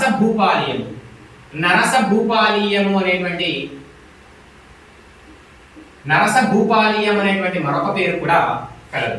నెక్స్ట్ ఈ కావ్య అలంకార సంగ్రహంలో ఐదవ ఆశ్వాసంలో అలంకారాలకు సంబంధించినటువంటి విషయం అనేది పేర్కొనడం జరిగింది. ఎక్కడ? ఐదవ ఆశ్వాసంలో, కావ్య అలంకార సంగ్రహంలోని ఐదవ ఆశ్వాసంలో అలంకారాలకు సంబంధించినటువంటి విషయాన్ని పేర్కొనడం జరిగింది. నెక్స్ట్ ఈ కావ్య అలంకార సంగ్రహానికి వ్యాఖ్యానం రచించినది ఏంటండి? వ్యాఖ్యానం రచించినది ఎవరు అంటే సన్నిధానం సూర్యనారాయణ శాస్త్రి. సన్నిధానం సూర్యనారాయణ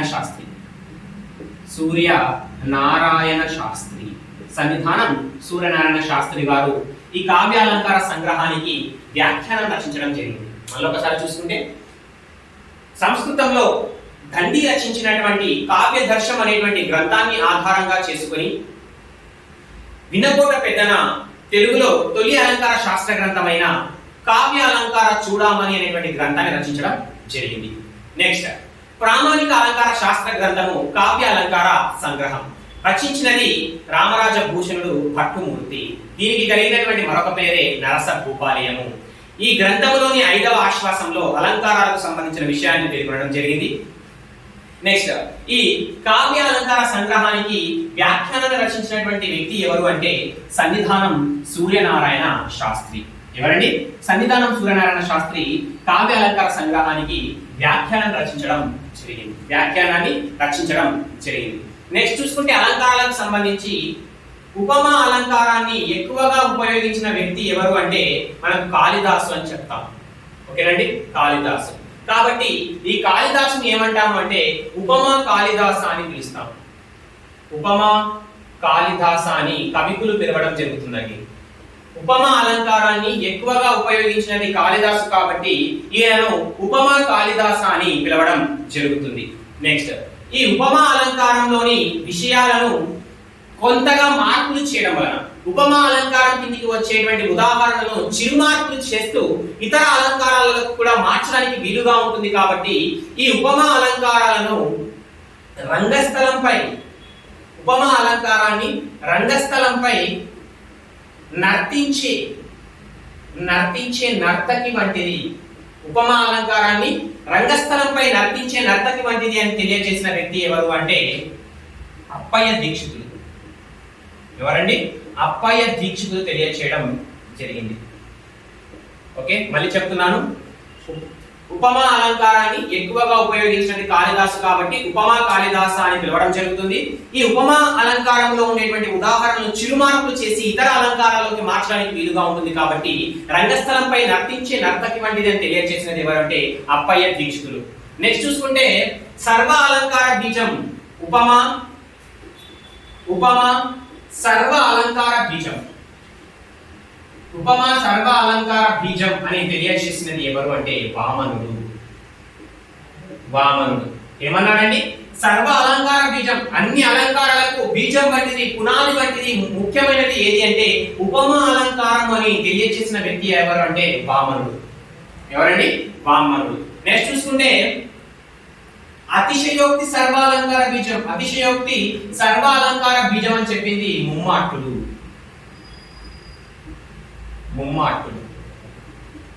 ఏమన్నాడంటే అన్ని అలంకారాలకు బీజం వంటిది, పునాది వంటిది, ముఖ్యమైనది ఏది అంటే అతిశయోక్తి అలంకారం అని చెప్పింది ఎవరు అంటే ముమ్మాటుడు.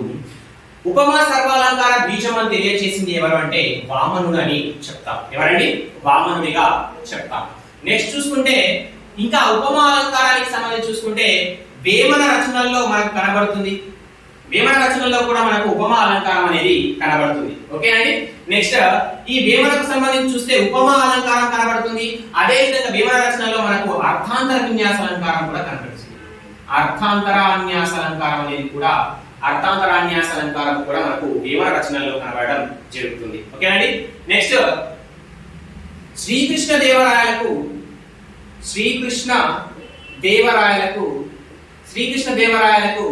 నచ్చినటువంటి అలంకారం ఏది అంటే జాత్యాద్య అలంకారము. జాత్యాద్య అలంకారం అంటే స్వభావోక్తి అలంకారం. శ్రీకృష్ణ దేవరాయలకు ఎక్కువగా నచ్చినటువంటి అలంకారం ఏది అంటే జాత్యాద్య అలంకారం అని చెప్తామండి. నెక్స్ట్ అర్థాంతరన్యాస అలంకారం అని చెప్పుకున్నాం. అంటే వేమన రచనలో మనకు ఉపమా అలంకారంతో పాటు అర్థాంతరన్యాస అలంకారం కూడా కనిపిస్తుందని చెప్పాం. నెక్స్ట్ ఈ అర్థాంతరన్యాస అలంకారంలో ఉపయోగించడంలో ప్రసిద్ధులు ఎవరు అంటే నాచన సోమన అని కూడా చెప్తామండి. నాచన సోమన మనకు ఈ అర్థాంతర విన్యాస అలంకారాలు ఉపయోగించడంలో ప్రసిద్ధులు అని చెప్తాం. ఓకే, వేమన రచనల్లో అర్థాంతర విన్యాస అలంకారం కనిపిస్తుంది. ఇదే అర్థాంతర విన్యాస అలంకారాన్ని ఎక్కువగా ఉపయోగించడంలో లేదా రచించడంలో ప్రసిద్ధులు ఎవరు అంటే నాచన సోమన అని చెప్తామండి. ఎవరండి? నాచన సోమన అని చెప్తాము. నెక్స్ట్ చూసుకుంటే ప్రబంధ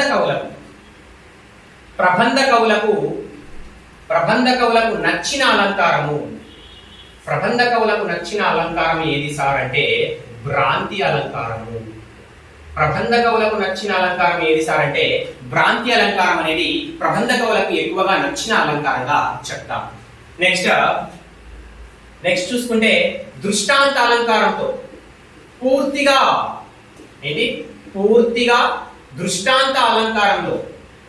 దృష్టాంత అలంకారంలో రచించబడినటువంటి శతకం ఏది అంటే భాస్కర శతకం. మారద వెంకయ్య రచించినటువంటి భాస్కర శతకం అనేది పూర్తిగా దృష్టాంత అలంకారంలో మనకు రచించడం జరిగింది. పూర్తిగా దృష్టాంత అలంకారంలో రచించబడినటువంటి శతకం ఏది అంటే భాస్కర శతకం. రచించినది ఎవరు అంటే మారద వెంకయ్య. నెక్స్ట్ వ్యాజస్తుతి అలంకారంలో రచించబడినటువంటి శతకం ఏది అంటే ఆంధ్రనాయక శతకం. కాసుల పురుషోత్తమ కవి రచించడం జరిగింది. ఎవరండి? కాసుల పురుషోత్తమ కవి రచించడం జరిగింది. భాస్కర శతకాన్ని మారద వెంకయ్య రచించడం జరిగింది. ఓకే, పూర్తిగా వ్యాజస్తుతి అలంకారంలో రచించబడినటువంటి శతకం ఏది అంటే ఆంధ్రనాయక శతకము. రచించినది ఎవరంటే కాసుల పురుషోత్తమ కవి. ఎవరండి? కాసుల పురుషోత్తమ కవి. నెక్స్ట్ శ్లేష అలంకారం గురించి మాట్లాడితే శ్లేష అలంకారాలు రాయడంలో ప్రసిద్ధులు ఎవరు అంటే రామరాజ భూషణుడు. రామరాజ భూషణుడు ఈయన శ్లేష అలంకారం ఉపయోగించి రచించినటువంటి గ్రంథం ఏది అంటే వసుచరిత్ర. వసుచరిత్ర ఓకే అండి. వసుచరిత్ర అనేది మనకు రామరాజ భూషణుడు రచించడం జరిగింది. ప్రబంధ యుగంలో చిటాలు చిగురు కొమ్మ వంటి ప్రబంధం ఏది అంటే వసుచరిత్ర అని కూడా చెప్తామండి. ఓకే. నెక్స్ట్ చేమకూర వెంకట కవి. చేమకూర వెంకట కవి. చేమకూర వెంకట కవి కూడా మనకు విజయ విలాసం అనేటువంటి శ్లేష గ్రంథాన్ని కూడా రచించడం జరిగింది. ఓకే. కాబట్టి ఈ విజయ విలాసాన్ని ఏమంటాము అంటే పిల్ల వసు చరిత్ర అని పిలవడం జరుగుతుంది. చేమకూర వెంకట కవి రచించినటువంటి విజయ విలాసాన్ని పిల్ల వసు చరిత్ర అని పిలవడం జరుగుతుంది. అధ్యక్ష నోట్ ఏంటంటే ఈ విజయ విలాసం అనేటువంటి గ్రంథంలో శ్లేషాలంకారంతో పాటు యమక అలంకారం కూడా ఉపయోగించడం జరిగిందండి. యమకం అనేటువంటి శబ్దాలంకారాన్ని కూడా ఉపయోగించడం జరిగింది. కాబట్టి ఈ చేమకూర వెంకట కవిని ఏమంటామంటే యమక శ్లేష చక్రవర్తి అని బిరుదు కలదు. యమక శ్లేష చక్రవర్తి. యమక శ్లేష చక్రవర్తి అనేటువంటి బిరుదు ఎవరికి కలదు అంటే చేమకూర వెంకట కవికి కలదండి. మళ్ళీ ఒకసారి చెప్తున్నానండి. ఉపమా అలంకారాన్ని ఎక్కువగా ఉపయోగించిన కవి ఎవరు అంటే కాళిదాసు. కాబట్టి ఈ కాళిదాసుని ఏమంటామంటే కవిగులు ఉపమా కాళిదాస అని పిలుస్తారు. ఉపమా కాళిదాస అని పిలుస్తారు. వేమ రచనల్లో కూడా మనకు ఎక్కువగా ఉపమా అలంకారం కనిపిస్తుంది. ఈ వేమ యొక్క రచనల్లో ఉపమా అలంకారంతో పాటు అర్థాంతర విన్యాస అలంకారం కూడా కనిపించడం జరుగుతుంది. నెక్స్ట్ ఉపమా సర్వ అలంకార బీజము అని చెప్పింది వామనుడు అయితే అతిశయోక్తి సర్వాలంకార బీజము అని చెప్పినది ఎవరు అంటే ముమ్మాటుడు అని చెప్తామండి. నెక్స్ట్ ఉపమా అలంకారంలో ఉన్నటువంటి ఉదాహరణలు చిరుమార్పులు చేసి ఇతర అలంకారాల్లోకి మార్చడానికి వీలుగా ఉంటుంది. కాబట్టి ఈ ఉపమా అలంకారాన్ని రంగస్థలంపై నర్తించే నర్తకి వంటిది అని చెప్పింది ఎవరు అంటే అప్పయ్య దీక్షితులు అని చెప్తాం. నెక్స్ట్ అర్థాంతర విన్యాస అలంకారాలు ఉపయోగించడంలో ప్రసిద్ధులు ఎవరు అంటే నాచన సోమన అని చెప్తాం. ఎవరండి? నాచన సోమన అని తెలియజేయడం జరుగుతుంది. శ్రీకృష్ణదేవరాయల గారికి ఎక్కువగా నచ్చిన అలంకారం ఏది అంటే జాత్యార్థ్య అలంకారం అంటే స్వభావోక్తి అలంకారం అని చెప్తాం. నెక్స్ట్ ప్రబంధ కవులకు అత్యధికంగా ఎక్కువగా నచ్చినటువంటి అలంకారం ఏది అంటే భ్రాంతి అలంకారం. ప్రబంధ కవులకు ఎక్కువగా నచ్చిన అలంకారం ఏది అంటే భ్రాంతి అలంకారం అంటాం. పూర్తిగా దృష్టాంత అలంకారంలో రచించబడినటువంటి శతకం ఏది అంటే భాస్కర శతకము. రచించినది మారద వెంకయ్య. పూర్తిగా వ్యాజస్తుతి అలంకారంలో రచించబడినటువంటి శతకం ఏది అంటే ఆంధ్రనాయక శతకము కాసుల పురుషోత్తమ కవి అని చెప్తాం. శ్లేష అలంకారాలు రాయడంలో ప్రసిద్ధులు ఎవరు అంటే రామరాజ భూషణుడు రచించినటువంటి గ్రంథము వసుచరిత్ర. నెక్స్ట్ చేమకూర వెంకట కవి రచించినటువంటి గ్రంథం ఏదంటే విజయ విలాసం. కాబట్టి చేమకూర వెంకట కవి రచించినటువంటి విజయ విలాసాన్ని పిల్ల వసుచరిత్ర అని పిలవడం జరుగుతుంది. ఈ విజయ విలాసం గ్రంథంలో శ్లేష అలంకారంతో పాటు యమక అలంకారాన్ని కూడా ఉపయోగించడం జరిగింది. కాబట్టి శ్లేష యమక చక్రవర్తి అనేటువంటి బిరుదు ఏంటి? శ్లేష యమక చక్రవర్తి అనేటువంటి బిరుదు మనకు చేమకూర వెంకట కవికి ఉందని చెప్తామండి. ఇది మనకు సంబంధించినటువంటి అలంకారాలకు సంబంధించి అదనపు సమాచారం మరియు ఇంపార్టెంట్ పాయింట్స్ అండి. నెక్స్ట్ ఇందులో చూసుకుంటే దృష్టాంత అలంకారం పైన, వ్యాజస్తుతి అలంకారం పైన మరియు శ్లేష అలంకారానికి సంబంధించినటువంటి అంశాల పైన, ఉపమా కాళిదాస అనేటువంటి ఈ అంశం పైన మనకు బిట్ అడగడం జరిగిందండి. ఆల్రెడీ ప్రీవియస్ ఏపీడిఎస్సి లో టెట్ లో తెలంగాణలో అడిగినటువంటి టెట్ డిఎస్సి లో కూడా అడగడం జరిగిందండి. నెక్స్ట్ ప్రీవియస్ గా జరిగినటువంటి అలంకారాలకు సంబంధించి ప్రాక్టీస్ బిట్స్ చేస్తే మీకు దీనిపైన ఒక అవగాహన అనేది ఏర్పడుతుందండి. Okay, thank you.